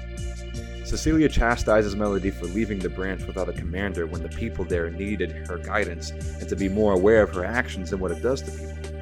Then she brings up how she was told that it'd be a while until she saw Melody again. Definitely got chewed out on this one. So, I believe Cecilia's happy to see her bigger sister in a weird way. Cecilia continues the call-out combo by saying the only reason Melody came back is because she needed something. No fedora needed here, as Big Sis drops the milady on Cecilia in respect. Afterwards, Melody explains the ill Darbaba situation back in Sakawa. Cecilia tells her big sister about an orchard southwest of Vahadina that had rainbow bakwa until a merchant plucked out all the resources. This prompts Melody to beat down the merchant even though the identity is one of mystery. Which, hey man, look, if I can't find it at some point and I see someone else have it, I'm taking it like it's a PlayStation 3 out, and what was it, 2005 it came out? Cecilia states that not a single tree in that orchard survived, which means the fruit has been planted somewhere else, to where she'll just simply go and retrieve it. Melody gotta chill a bit. Little sis comes back with the fruit and has a little heart-to-heart with Melody. She's come to accept the fact that Melody is on her own journey, getting things done without really listening to what anybody tells her to do or advises her to do. Upon that acceptance, all that she asks is for her sister to visit from time to time until the journey is over, and she can return home for good. Was Melody talking to anyone here, or...? Anyways, we move into town a bit more for another cutscene with Tatsuya, Yuno, and Lena. He points out his wife's mother-in-law and his inability to confront her after doing what he did to Sasha. Yuno does drop some truth on Goat Knight here, saying that if he doesn't apologize while he has the chance, then he'll regret it and be stuck with it for a while. He agrees and confronts Helha. Not Hella, but Helha. His apology was met with this interesting piece of dialogue, and I quote, "Boy, I'd give you a piece of my mind if you didn't deserve the whole pie." Now, honestly, this is as south as it gets for me, and I love it. Also, anybody that's upset given a context such as this, I 100% will not take any pie that's offered. Helha continues as she laments that she can't hate him when Sasha absolutely adores him. Absence makes the heart grow fonder, and Sasha practically lived by those words. Even though Lena was a workaholic and put Sasha second to last, she loved him with everything she had regardless. Lena reassures Helha that Sasha is safe in Tears Haven, and she tells him to visit Sasha often, and once when she's better, to visit her religiously. He promises Helha that he would, which has him unlock his brave soul, Mind's Eye. They both are taken aback by this, considering it to be a sign from the goddess to use to protect Sasha. 4 down, 2 more to go. Back in Sakawa, we delivered the Rainbow Bakwa to the Darbaba owner, which I'm sure I didn't say his name until now, Hasil. It'll take a little time for the medicine to take effect, but the end result is promised. He gives us a spirit diagram too, and that wraps up that little side quest. Our next stop is at the Lord's Observatory to speak with Dr. Baksan. One of the scholars there mentions a place called Della Rubesi at the center of the continent. Over there we can find some weapons of previous travelers who gave up on their journey with many versions of the places they've been. Sounds like a real graveyard to me. Only way to get there is by means of a fireworm, which we have. We come across Romy on the 2nd floor, who's hitting the monster mash in the corner. He grieves due to the lack of 5 Embara tails that we agreed to acquire for him. We can find the Embaras back at the bandit hideout in the mountains, and I don't believe I did the side quest at all. At the top of the tower, we finally come face to face with the Doc's superior, Dr. Baksan. I'm digging the design of Baksan. I mean, shit, look at those eyebrows. They have their own beards. After finding out from his protege that riding on a fireworm is the shit, he states that he knows why the group showed up. He drops a vague bit of info regarding 2 great and sinister shadows that are the cause of bad happenings across Vision. Tatsuya's journey may be more difficult than Wataru's from the original story. Keep that in mind for my coverage on that. One of those shadows is Rei, and the other remains a mystery for now. He also mentions the lost child who dances hesitantly about the aforementioned shadows. Rappel chimes in with calling out Rei's behavior, being evil, cruel, and lacking compassion. He understands that Tatsuya and Rei's destiny are linked, which will lead to a final showdown down the road. His master calls out the fact that Rappel is no different alongside so many others. Everybody carries those aspects within. By hating someone else, you spread it around like a virus. The heart is not only good and not only bad. There can be a flux to where heroes can become villains and vice versa. Baksan continues by saying that vision changes to reflect the traveler's heart.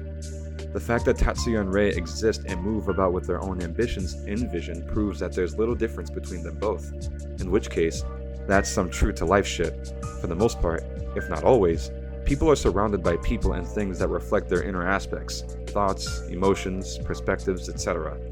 Those that are around that differ from that reflection aren't around that much but still exist.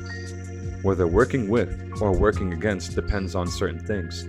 You can have the viewpoint to not trust anybody, or one where you believe you have no enemies and it's all really in your head. Which the first would be telling of you not being able to trust yourself or trust yourself around people, and the latter believing that you trust yourself just as much as you trust the ebb and flow of life and all that exists in it. Definitely food for thought that would go over the head of many a youngin' that has played this game when it released like myself back then.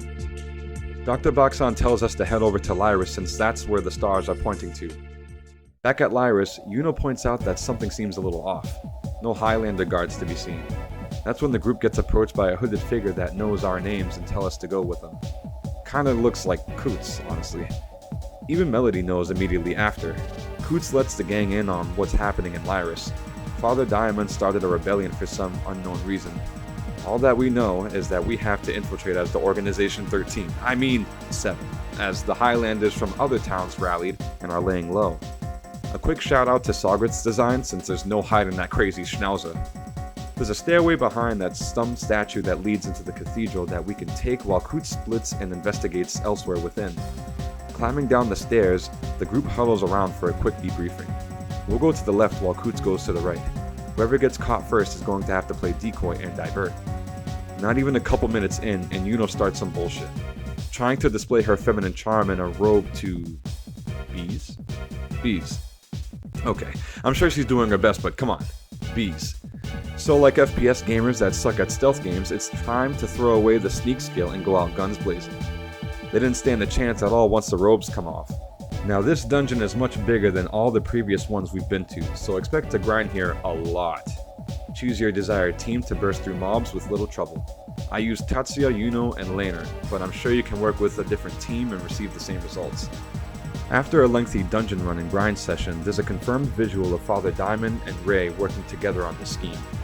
Ray sees the father as another stepping stone to get closer to his goal, demanding the mirror key he discovered at the Trianka hospital. Knowing that Diamond has leverage with this key, he assigns Ray with one more task, to eliminate all the hidden Highlanders outside of Lyris. Ray meets that with his own leverage, the fourth gemstone. Using his evolved staff, he summons Volg from the fiery depths. Diamond throws a key at Ray's feet immediately after, pleading for the young man to spare him. But Edgy Boy here is having none of it with his perspective on old people thinking by right that they can step all over the young. Sounds like a bit of projection on his end, but on the other hand, he's not wrong either. It's just not all elders that do it. The gang shows up before the father gets cooked at a high heat, allowing him to vanish. He takes the key and heads to Trianka with Volg to the mirror while we handle a completely different summon, the Dragon Alchemon, with the one we fought before on its back. This fella hits pretty hard, can inflict a confused status on anyone, and use an AoE. So make sure to apply defense buffs, healing, and ailment cleansing when you can or need to. Other than that, fight it out. As the scythe drops from its hands, the dragon drops as well. After the fight, the group decide to head to the hospital. Roppel noticed that the mirror key exuded an evil yet amazing power, which he finds concerning since it's an out-of-this-world item. We trust in Coots to handle Diamond while we go to fry the bigger fish. Before that, we stop at the local branch to help Baka with a request that will send us back to the cathedral. A sorceress that believes she's the incarnation of Sistina, of which the cathedral is named after. Somehow during the rebellion, she was able to seduce all the town's men into working for her. Wives and girlfriends flooded the help desk with complaints as they want their men back. Be careful with this charmer of a sorceress. Men that call a woman delicious like Baka means it and would instantaneously be charmed into their bidding. Shit, even got Sagi's mind wandering. Yuno finds this assailant of the townsmen to be competition in the quote-unquote cute department, and decides to move the town out towards the cathedral. Back at where we fought the Alchemon Dragon, we meet the Illustress. She and Yuno have their back and forth of trash talking like it's a PG version of Jerry Springer, while the doc analyzes the Illustress casting seductive magic during the conversation. Judging by the scene, I think I was supposed to have Yuno and Roppel in my party, but I had Melody and Sogrit instead, which is bad news. The Illustress casts spells that can confuse, charm, or have your teammate forget their bravura skills mid-combat. Regardless, she goes down like the rest.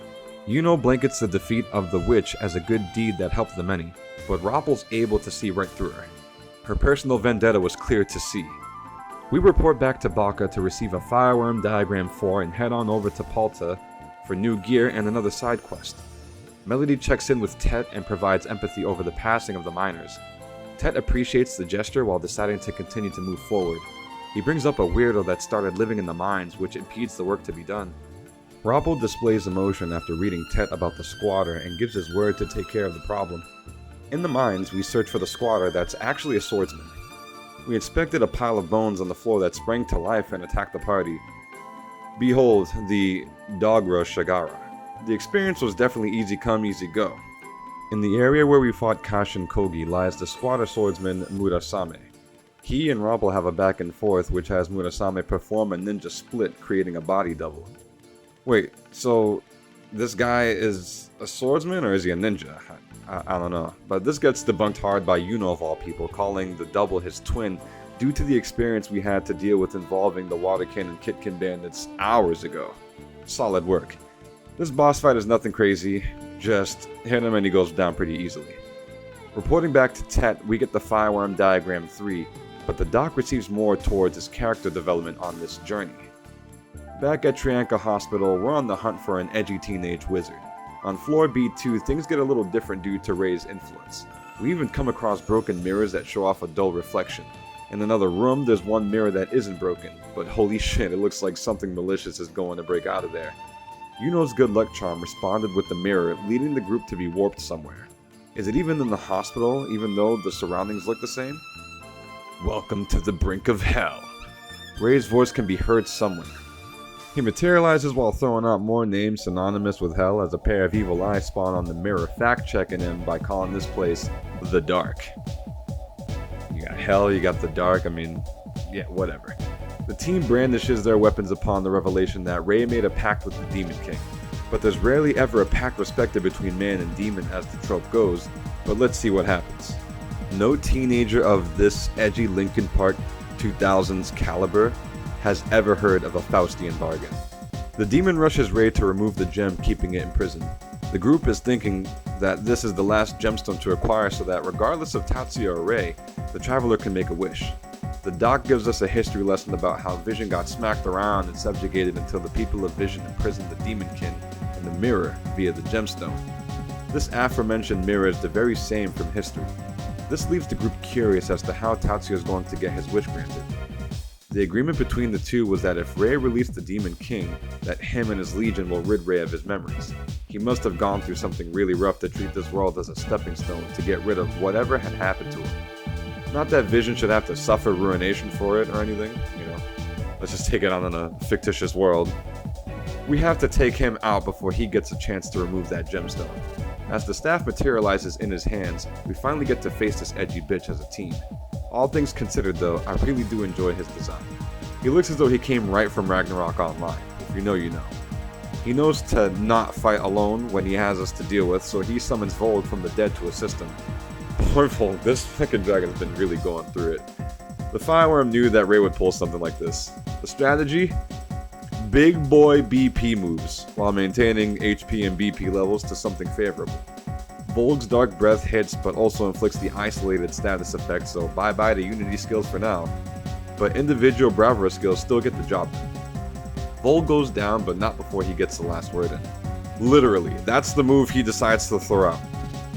Rei doesn't really put up much of a fight throughout this battle, seems as though he was betting it all on the zombie Volg.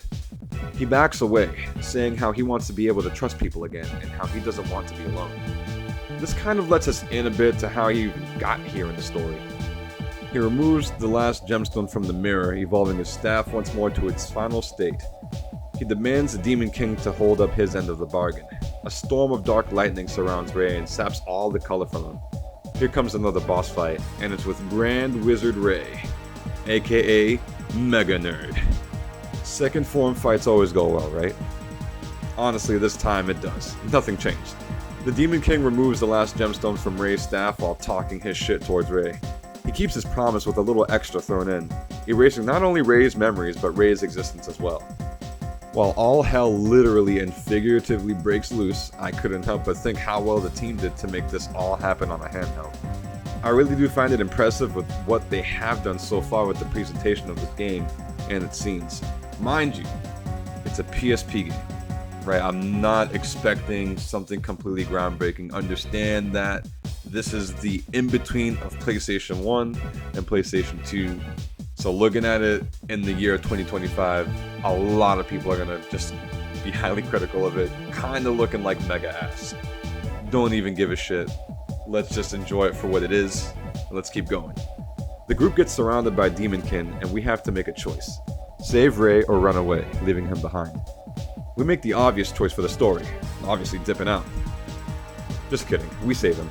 Even during our efforts to save him, he still believes that people only backstab each other end to end because it's just easier. At this point, he dumps it all on us. His mother left him in a park restroom after giving birth. Jesus Christ, okay. He grew up into being a lone survivalist and a studious individual.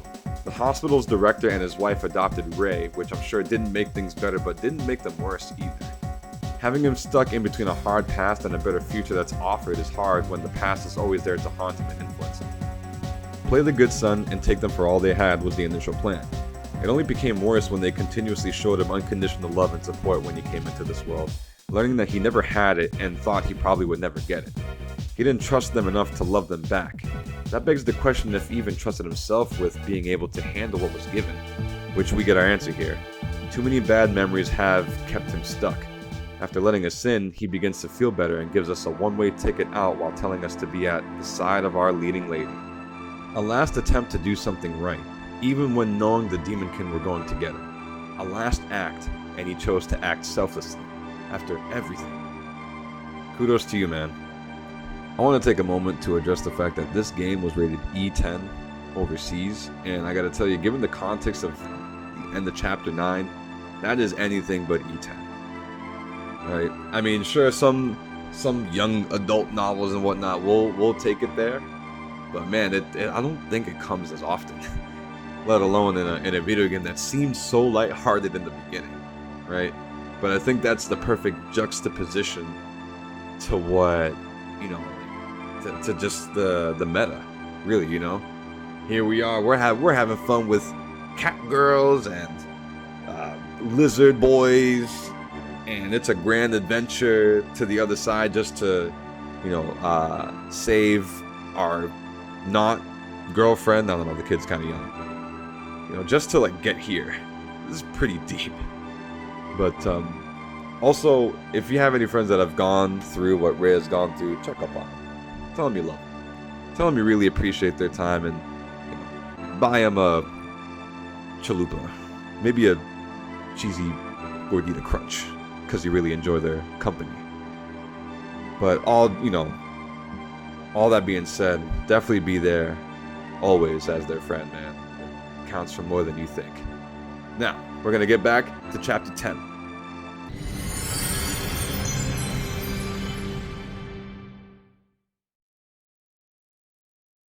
The group wakes up at the Swamp of Grief on top of that same circle where we fought the Alchemist. Wayfinder Lao makes another appearance after 17 hours, only to be called Grandpa by Yuno. I love his response here. The ain't your average old fuddy-duddy. Oh my god. Rappo knows full well of this man, and at this point, who would be surprised by this? He spoiled the first part of our journey to the party. The only reason why Wayfinder Lao showed up is to tell us the obvious. Vision is in a crisis. No shit, old man. To reverse this, we have to track down the gemstone and defeat the Demon King. Doing this will buy us some time to figure out how to close the gates between Vision and the Dark. How to get there? Well, remember when we came across that big-ass door with the darkness seeping out in the border cavern? You know, like, kind of Kingdom Hearts 1 type shit? Well, it's time to go back. But something else appears. A portal, perhaps?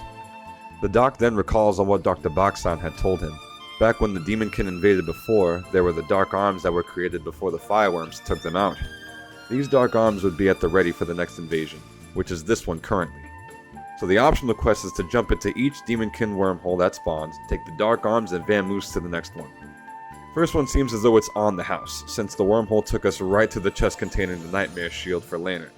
A good thing to note is that it's not like other JRPGs where the items of this sort come cursed as fuck. So that already eliminates a step of trying to equip it or sell it.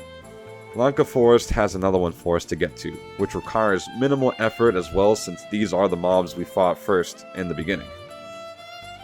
The Demonkin Bracer for Yuno is the next acquired piece. Our next wormhole can be found at the Seaside Cave, which yields the Demonkin Spalders for Sogwith. We take a little break to stop at Dr. Baksan's place. He notices Rappel's growth from since he first left the observatory. Most of that came from what had happened at Palta Mines. That was the Doc's tipping point, and he hasn't looked back since. His EQ now balances out his IQ. A surge of soul erupted from beneath his feet like a fucking Zenkai boost, and he acquires his brave soul, Varia. Baksan explains the meaning behind Varia. Pankin fathers drop their power on sons that are ready for the next step. Kinda like a coming-of-age inheritance. Baksan found the moment to be fitting to give it to Rappel through his father's request. The moment being, well, the world is overrun by demons. And last but definitely not least, there's old Soggy Boy. So we take a trip to Sakawa to check on Minos. Sogrith laments to his son about leaving him to go on this adventure, but Minos is fine as the elder has been looking after him. Soggy evolves into Proud Soggy as he realizes that his son is growing up as the days go by. And nothing happens. Not until you go outside anyhow. Yuno checks in on Sogrith to see if he still wants to stay with his son. That big lizard is with us until the end though. He believes that Minos will be okay until he gets back, so it's time to take the fight to the demon's home. With that, we've acquired the last brave soul, Thick Skin. At the desert ruins, we're on the hunt for the next demon wormhole. Not too far in, we do find it to acquire the Shadow Falls for Melody. Now on to the next area, the Chapel Ruins. Or is it Underground Lake entrance? Not entirely sure myself, but I'm sure that we can find the next piece of Dark Arms here. The Death Gaze hat lies in the chest here for Rappel. The name is kinda funny though. This is something I should let my capybara wear if I had one. Now at Lyris we have to go to the dungeon underneath the church, but for a movement diagram too? How is this dark? Okay. Anyways, we head on over to the Emmett colony to find the Vamp Lord Darkbow for Yuno. Now, for something unexpected. There's actually a demon wormhole over at the Cave of Trials. That of which takes us to get the Dark Guards for Tatsuya. At Trianka Hospital we find the Soulbinder Dark Staff for the Doc, the Shadow Bride Dark Lance at the Bandit Hideout for Leonard, and the Diablada Dark Blades at the Border Cavern for Melody. I know in my playthrough I didn't get an axe for Sogrith. My mindset at the time was that he didn't need that to do what he does best, and that's basically just be a Yangus. If you know, you know, again. And if you don't, play Dragon Quest VIII, see what I'm talking about. The guy is a fucking powerhouse. Now back at the Arakita side of the border, we head back to that door that practically beckoned the Doc, and oh shit. At some point, that door busted wide open, with a swarm of demons pouring out in anger. Everybody immediately begins to brandish their weapons in a valiant effort to fight back the Demon King, even if it's wave after wave. First up we have the Ajid. These guys would fit right in with the enemies of either Dark Cloud or Dragon Quest VIII. Easy prey nonetheless. The next wave consists of the Wraith Clowns and are easily dispatched as well. The last wave contains the biggest out of all we've fought, the Gorbayath. Very well designed as they look too menacing to be in a place such as Vision, but the group easily overpowers the opposition. They leave behind a map of the Dark, which is our next destination as we brave it out and go through this menacing gateway. Yuno inquires about Rei since she still cares about him at some capacity. The Demon King took advantage of the edgy boy during his emotions being at their most vulnerable. Melody points out that us and he are truly different. He didn't really have anything to believe in, while we have our friends to believe. And with that, the group heads on through to the other side. The map of the Dark doesn't seem to be much. Honestly, it looks like an evil, snowy island surrounded by an ocean of blood. From the gateway to the Demon King's haunt, we encounter the same enemies that poured out from the gateway on Vision's side, as well as a few new ones. Sapphire Papyrus and the Vampirus have their own unique designs as Demon King. A grinding session ensues on the way towards our destination, since these random encounters don't let up at all. Within the halls of the Demon King's haunt, our brave group moves forward with all their might, no matter which Demon King comes their way.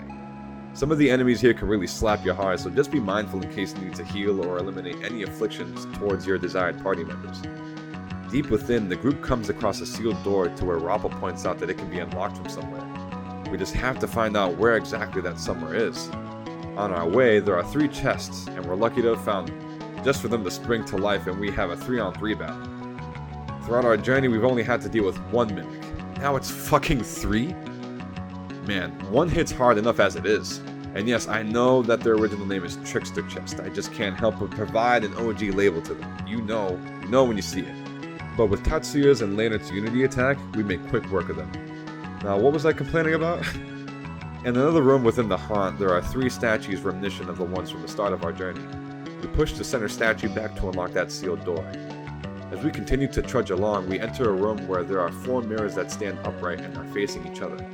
Our curious hero just walks up to it to give it the old genie lamp rub and a bunch of smoke pours out. Wait, is a genie really going to spawn here? Not exactly. It's a monochrome version of Tatsu. A homeboy wastes no time as he has his own Dragon Traveler's sword to swing at us. This must be the reflection of Tatsu. the exact opposite of the person we know, the Shadow Self. As a matter of fact, that's its name in the game. The only thing he's yet to conquer on his journey is the Shadow, the darkness that lies within the hearts of many, waiting for the time of confrontation to come to determine whether one makes it or breaks it. It's always a hard-fought battle, but a necessary one nonetheless to achieve that peace within oneself, to become one with both the self and the shadow to attain enlightenment. It would have been a much more impactful fight if it were just Tatsuya and the shadow, but this is still fine as he engages alongside his camp. The Shadow Self erupts into light that reveals the last gemstone that Rei had, the Gem of Darkness. It congratulates Tatsuya on conquering the evil within his heart. Since this is the last gemstone as well as the most meaningful one out of them all, it contains the largest part of the goddess's power. Its sole task is to keep the Demonkin imprisoned for a long time, but since they broke out, the gem can lease its power to the new traveler. We finally have come across the sword's final form, and what a glorious final form it is. The Demon's Bane. With all 5 gemstones floating around the sword in orbit, we gain the power to use the ultimate skill, Demon Thrall. Sounds pretty badass to me. We came all this way and our team couldn't be happier for our hero, but the time for celebrations is cut short as our way out is blocked by falling debris. There is another route we can take, which takes us to an Elden Ring boss that didn't make the cut. Well shit, old man Eldritch is pretty pissed if he ate his way through the rocks just to close in on us. The Demon King Avira introduces himself, he who embodies all negativity. He assures us that we won't make it out alive, much like Rei whose heart bent to depravity. But the plot thickens as he admits he wasn't the only one who was messing around with him internally. This does throw out the question as to why Rei would make a pact with the Demon King, even though he had acquired all the gemstones. Realizing that Tatsuya has the Demon's Bane, Avira shouts how he won't hand the kid over to her? Who's her? If you have the same kind of idea as to who that I have at this point, you're probably not wrong. It's time to take down this demonic bastard. It's a pretty good fight even though I didn't use Demon Thrall throughout the battle. Rather than sealing his movement, which is basically if you used any stop spell in Final Fantasy, I used more in-your-face bravura skills with Tatsuya. This guy hits like a truck whether it's from physical or magical attacks. Fun fact, if you chose the lightning gem, you can absorb his lightning attack and gain some health. The Demon King stood no match for our heroes as he falls. He mocks us, saying that something worse waits ahead, that our death here would have been better. It seems as though no one listened at all as Melody shouts out that Avira is dead throughout the Demonkin HQ as the group raises their weapons high in union. Each member delivers their piece of a whole victory speak in spite of the opposition. It is a nice moment to bear witness to in the game, even though you've seen this kind of thing happen in other JRPGs. The Demonkin. Look, I've been really hard at editing with this. I'm just gonna call them the Demons have been defeated in their own turf, which would effectively drive them out of vision and keep them out. But we still have to trek all the way back to the gate, and we are still here amongst the demons. Demons! So, a grind session back to the gate is destined.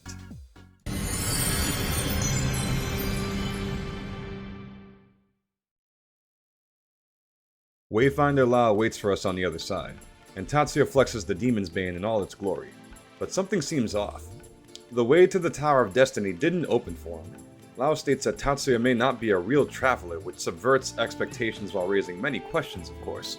We followed the prophecy to the T, and yet both Tatsuya and Rei weren't shown the path. Tatsuya can't get his wish at this rate. Doesn't seem to make much sense since we were able to get our gems and be bestowed powers and abilities from each one that we procured.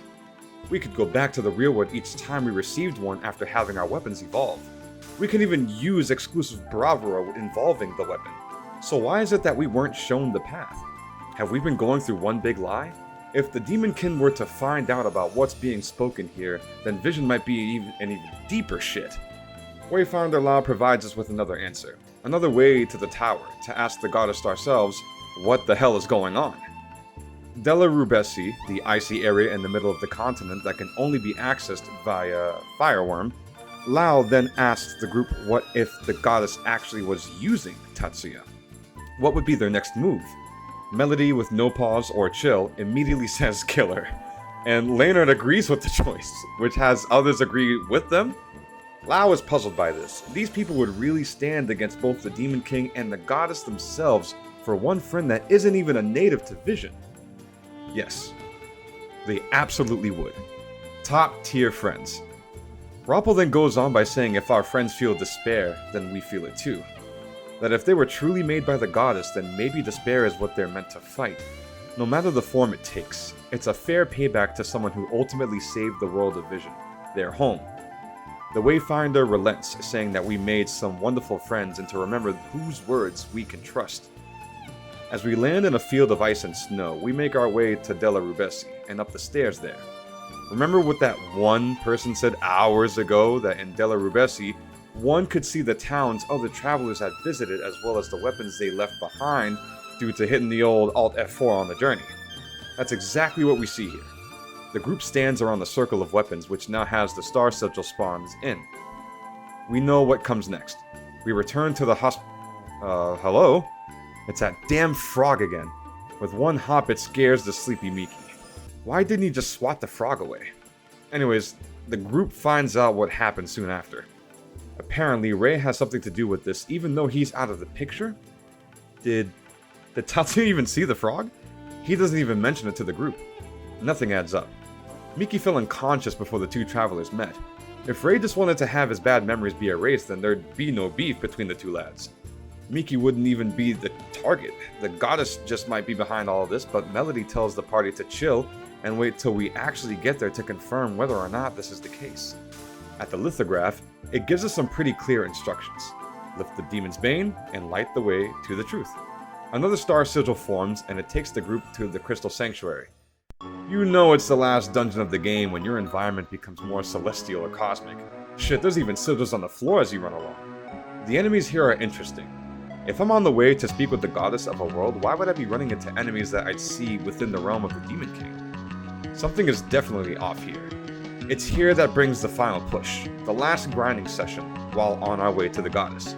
They even have Ilu Yangbog color palette swap that actually carries the same name, Iluyanka. I actually had a quick laugh with that realization. The team behind this game knew what they were doing. There are some buttons we have to push on the ground, which brings about more enemies to fight if we press the wrong ones. The enemies here aren't much different than the ones we have been for the time we've been in the sanctuary. All this to open up a door we couldn't get through. And what's a final dungeon without adding a mimic in here as well? Our goal is to acquire both the Crystal Bird and the Crystal Frog to place on their respective podiums to open the door where the goddess is waiting. Oh. Well, this isn't the goddess at all. Fashtala? Fashtala. The Crystal Guardian shows up and is ready for a throwdown. And sweet Mary, just look at this fucking guy. How is something like this in Brave Story? Makes me wonder what more lies within this world. He has his fair share of heavy-hitting moves, but so do we. Big boy bravura skills and unity attacks should be thrown out here while making sure health is above half. This battle can be different depending on who you have in your party. Tatsuya, Melody, and Laner was a well-balanced team that I enjoyed using. You get your big damage dealing bravura skills and unity skills as well as healing and buffs. And down the Guardian goes. The road to destiny is nice to run through as you start seeing prismatic colors ray out. The sigils on the floor are lit up, and no more random encounters. After the pleasant run, we finally arrive at the Tower of Destiny. The music is pretty fitting here as well. It brings about a peaceful respite after all the fighting we've done. Tatsuya runs over to the door and tries to push it open, but to no avail. Miki asks Tatsuya what's wrong when she shouldn't even be here to begin with. It takes the party back since they've never seen Miki but have only heard about it, on top of the fact that she shouldn't be here. Miki goes on, stating that the goddess doesn't care about Tatsuya or herself. This is reason alone for her to want to take the goddess down alongside the hero. Whoa, now she wants to take the Demon's Bane to kill the goddess. Herself? Okay, what is this? Our friends spring into action and call Tatsuya away from Miki. She decidedly gets big mad and shows her true form. That fucking frog, bro, is Onba, the manifestation of all that's negative. Okay, but what about Avira? Can you just have more than one living form of negativity and only one good? What are the rules to this? Onba is just mad that she got cut off by the goddess when Vision was created, even though they are one and the same. Understandable, but in any world, you need to have that balance of good and evil that just tussle until one triumphs over another for a bit, and the opposition comes back to tussle once more. Onba called upon randos to come to Vision under the guise of being a traveler with the 5 gemstones so that she could replace the goddess. There was a point in the story at Trianka Hospital where Rei rebuked Onba, to make a deal with Avira as he promised Rei an immediate solution to his problems with more power. This happened once when Rei realized that he wasn't a real traveler. Evidently, travelers can have their wishes granted whether they collected the gems or not. So do the gems only provide assured cheat codes to speedrun towards the traveler's wish? Despite uncovering her plot, Onba still tries to gaslight Tatsuya into helping her in taking down the goddess. I'm not sure what kind of power a giant frog with a shoal has to cure Miki, especially when she is the reason for Miki falling unconscious. It's here and now that our young hero faces the one who started it all. The one who ruined his extra PSP time.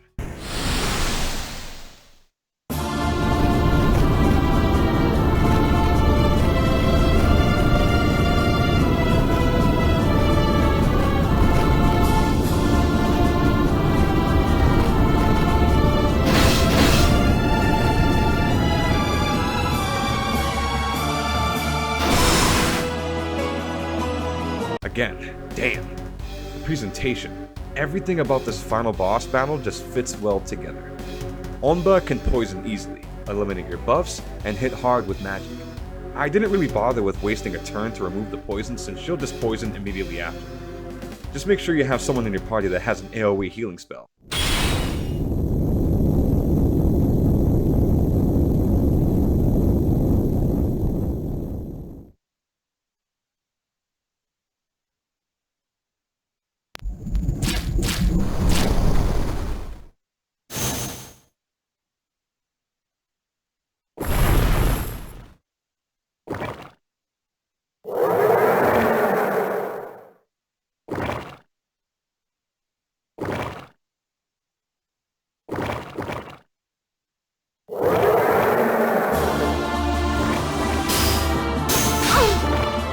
What the fuck is that? Alright, on to phase 2. This is getting intense. Onba now has a ray of darkness that debuffs the shit out of your characters, but they don't last that long. Also Confused Breath from the same mouth that shoots out an ice stalagmite. You're telling me that Dentine Ice isn't doing anything with that stank breath? Even so, we kick her ass as her chains snap off.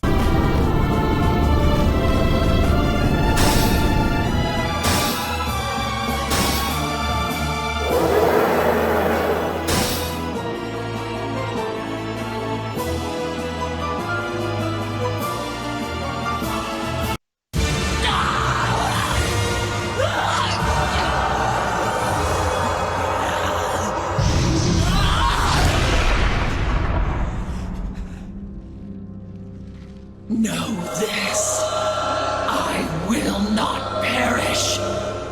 So long as you children of men continue to draw breath, I will return as often as it takes.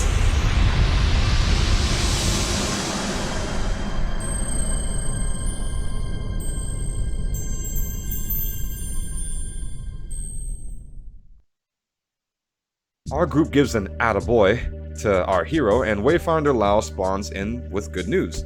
The goddess wishes to see us, but once we go, there's no returning to Vision. We say our goodbyes with our friends with Roppel starting, which adds more towards his own personal growth journey. Soggy Boy hides his soggy tears from the lad as he tries to get himself together. Leonard, emboldened, shakes Tatsuya's hand and tells him to take care of Miki upon returning to his world. Melody gives him head rubs as one would their little brother or sister. She drops a pretty good line here. Very rarely do we cross paths with people we live out our lives being thankful we met. She's certain Tatsuya is that one for her.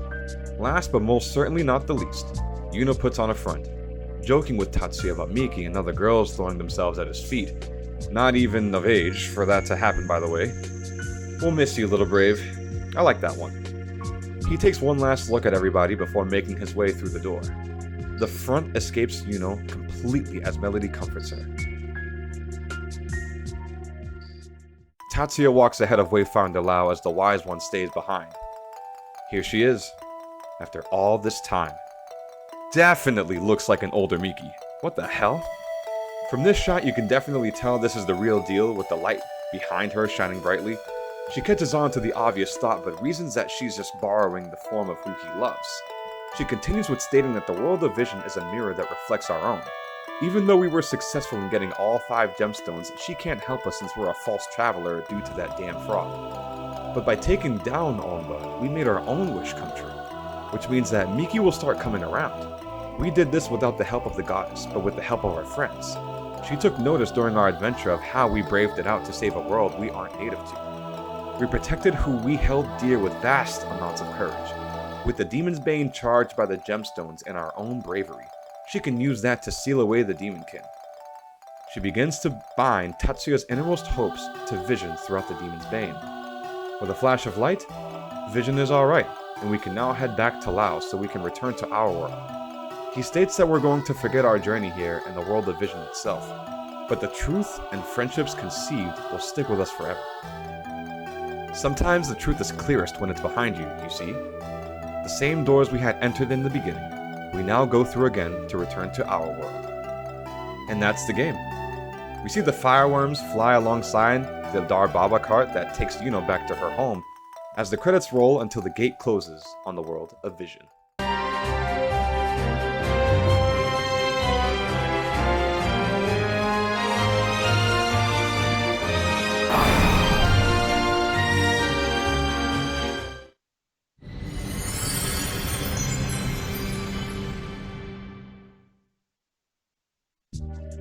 Our hero and leading lady sit on the hospital rooftop as Miki recounts the longest dream she's had while Tatsuya's PSP is on the floor away from them. A frog was trying to swallow her until when Tatsuya showed up with the Brave Party and saved her. She thanks him while also teasing him as she says to save the day sooner next time. Off in the distance, it's confirmed that Rei is back in this world as well with his adoptive parents. Seems as though he has finally been rid of his bad memories so he can carry on with a much better life, given to him by a couple that actually love and care about him. Would have been nice to see Rei in his casual wear, but perhaps it's better this way.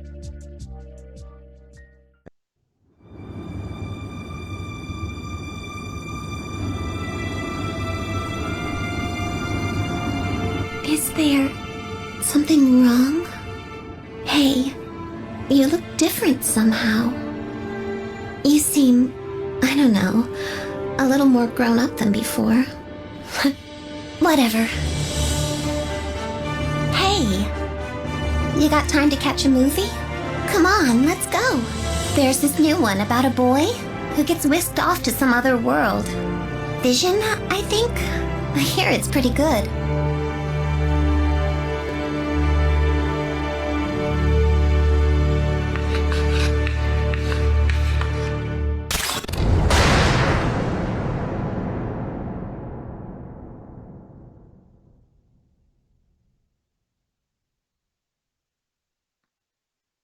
And that's the game.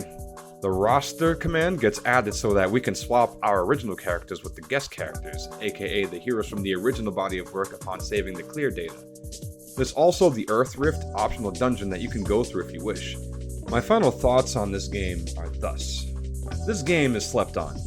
Not that it's groundbreaking or any equivalent of, it still struts its stuff to tell a good story that's based off of an existing one that is also pretty good. The designs of every notable character and enemy with their own animations took me by surprise back then as well as now, years later. The story is alright, but provides an interesting theme on mirrors, in which case the original story provides this theme as well. In Brave Story New Traveler, you can already see how Yuno is a mirror of Miki, but also of Mina, when she gets introduced. Sawgrith to Kikima, Melody to Cuts, Rei to Mitsuru, and Tatsuya to Wataru, even though Tatsuya is not an official traveler. Hell, even Onba is a mirror to the actual goddess of Vision. It's been mentioned a couple times as to how the world of Vision mirrors that of the real world. To keep it spoiler free for now, Wataru definitely had troubles to triumph over in Vision to see changes in the real world. Those troubles were of great losses to him. In New Traveler, Tatsuya is us. We are Tatsuya, a blank slate with one mission, saving our leading lady. And we don't really need a voice throughout the story to convey what to do next and how to feel in the moment. Oddly enough, he does have a few short lines, but only in battle. Other than that, he is the silent protagonist that lets the player a la certain dialogue choices and his party members speak for him. So you could say that he is a mirror of the player, which would be a young target audience at the time upon its release. I was around 14 at the time, so that kinda checks out. Tatsuya was 11 throughout his journey. Lena and Rappel are interesting cases when it comes to this theme. They could be a mirror to someone Tatsuya knows in the real world, but there's little to no evidence that confirms this. The theme of mirrors in any story involves identity and self-perception of the characters involved. For a short JRPG, it has been done well enough without any kind of deep dive into the topic. However, I do believe that it is something very important to provide a deep dive into. Learning the self is very important these days to figure out who and what you are amidst the good, bad, ugly, and weird aspects of the self. The Shin Megami Tensei and its spin-off Persona series does this exceptionally well. This is a JRPG that will charm you. There are some downsides as well. The random enemy encounter can be too much for somebody that has never played old-school JRPGs. It also could be a burden for the ones who have and would go for the ones where you can avoid the enemies on the screen. There might not be enough to satisfy you if you expect more out of the combat outside of what's already there. Yes, it is a little on the bare bones side of things, but it still gets the job done. Other than those things, I can't really see any reason for someone to not want to pick this game up and at least give it a try for an hour or two and see how you feel. Even though the game will run you about 20-ish hours, I believe it's a game that respects your time if you're strapped for it. And believe me, these days I am. But back in the day, it was much different, so I demolished this game in no time flat. Even after I beat the game back in 07, it all stuck with me for years. And I've beaten plenty of games after. The characters, the story, the music, and my overall experience on the PSP 1000. I was amazed at how fast things loaded compared to other games at the time. Normally I don't ever play through a JRPG more than once due to the backlog, but I was willing to do it again, except with a little twist. I believe more people should hear about this as well as other JRPGs on the PSP. It didn't have much compared to the Nintendo DS, but it did have some good hitters that I will cover on this channel. For a portable JRPG, there is a big world there that gets expanded from what was shown in the original 2006 film. So if you watched the film and never got around to playing the game, you owe yourself that much. Otherwise, I really do hope you enjoyed this analysis. This will actually be a two-parter. I just wanted to get the first part published either before or a little after the 20th anniversary of the PSP launch in Japan. That would be the 12th of December 2004 in Japan, the 24th of March 2005 in the US, and the 1st of September 2005 in Europe. It's a device I really do hold dear alongside the Vita. They're basically handheld Dreamcasts to me in a way. They provided promise but were gone too soon amidst roaring tides of competition. In the second part, I'm going to cover the original 2006 film since its game actually serves as a sequel of sorts. This way, there'll be an expansion on the guest characters and the towns revisited in-game alongside what had happened before the two false travelers appeared in Vision. It'll be fun to cover, so stay tuned and thank you very much for your time.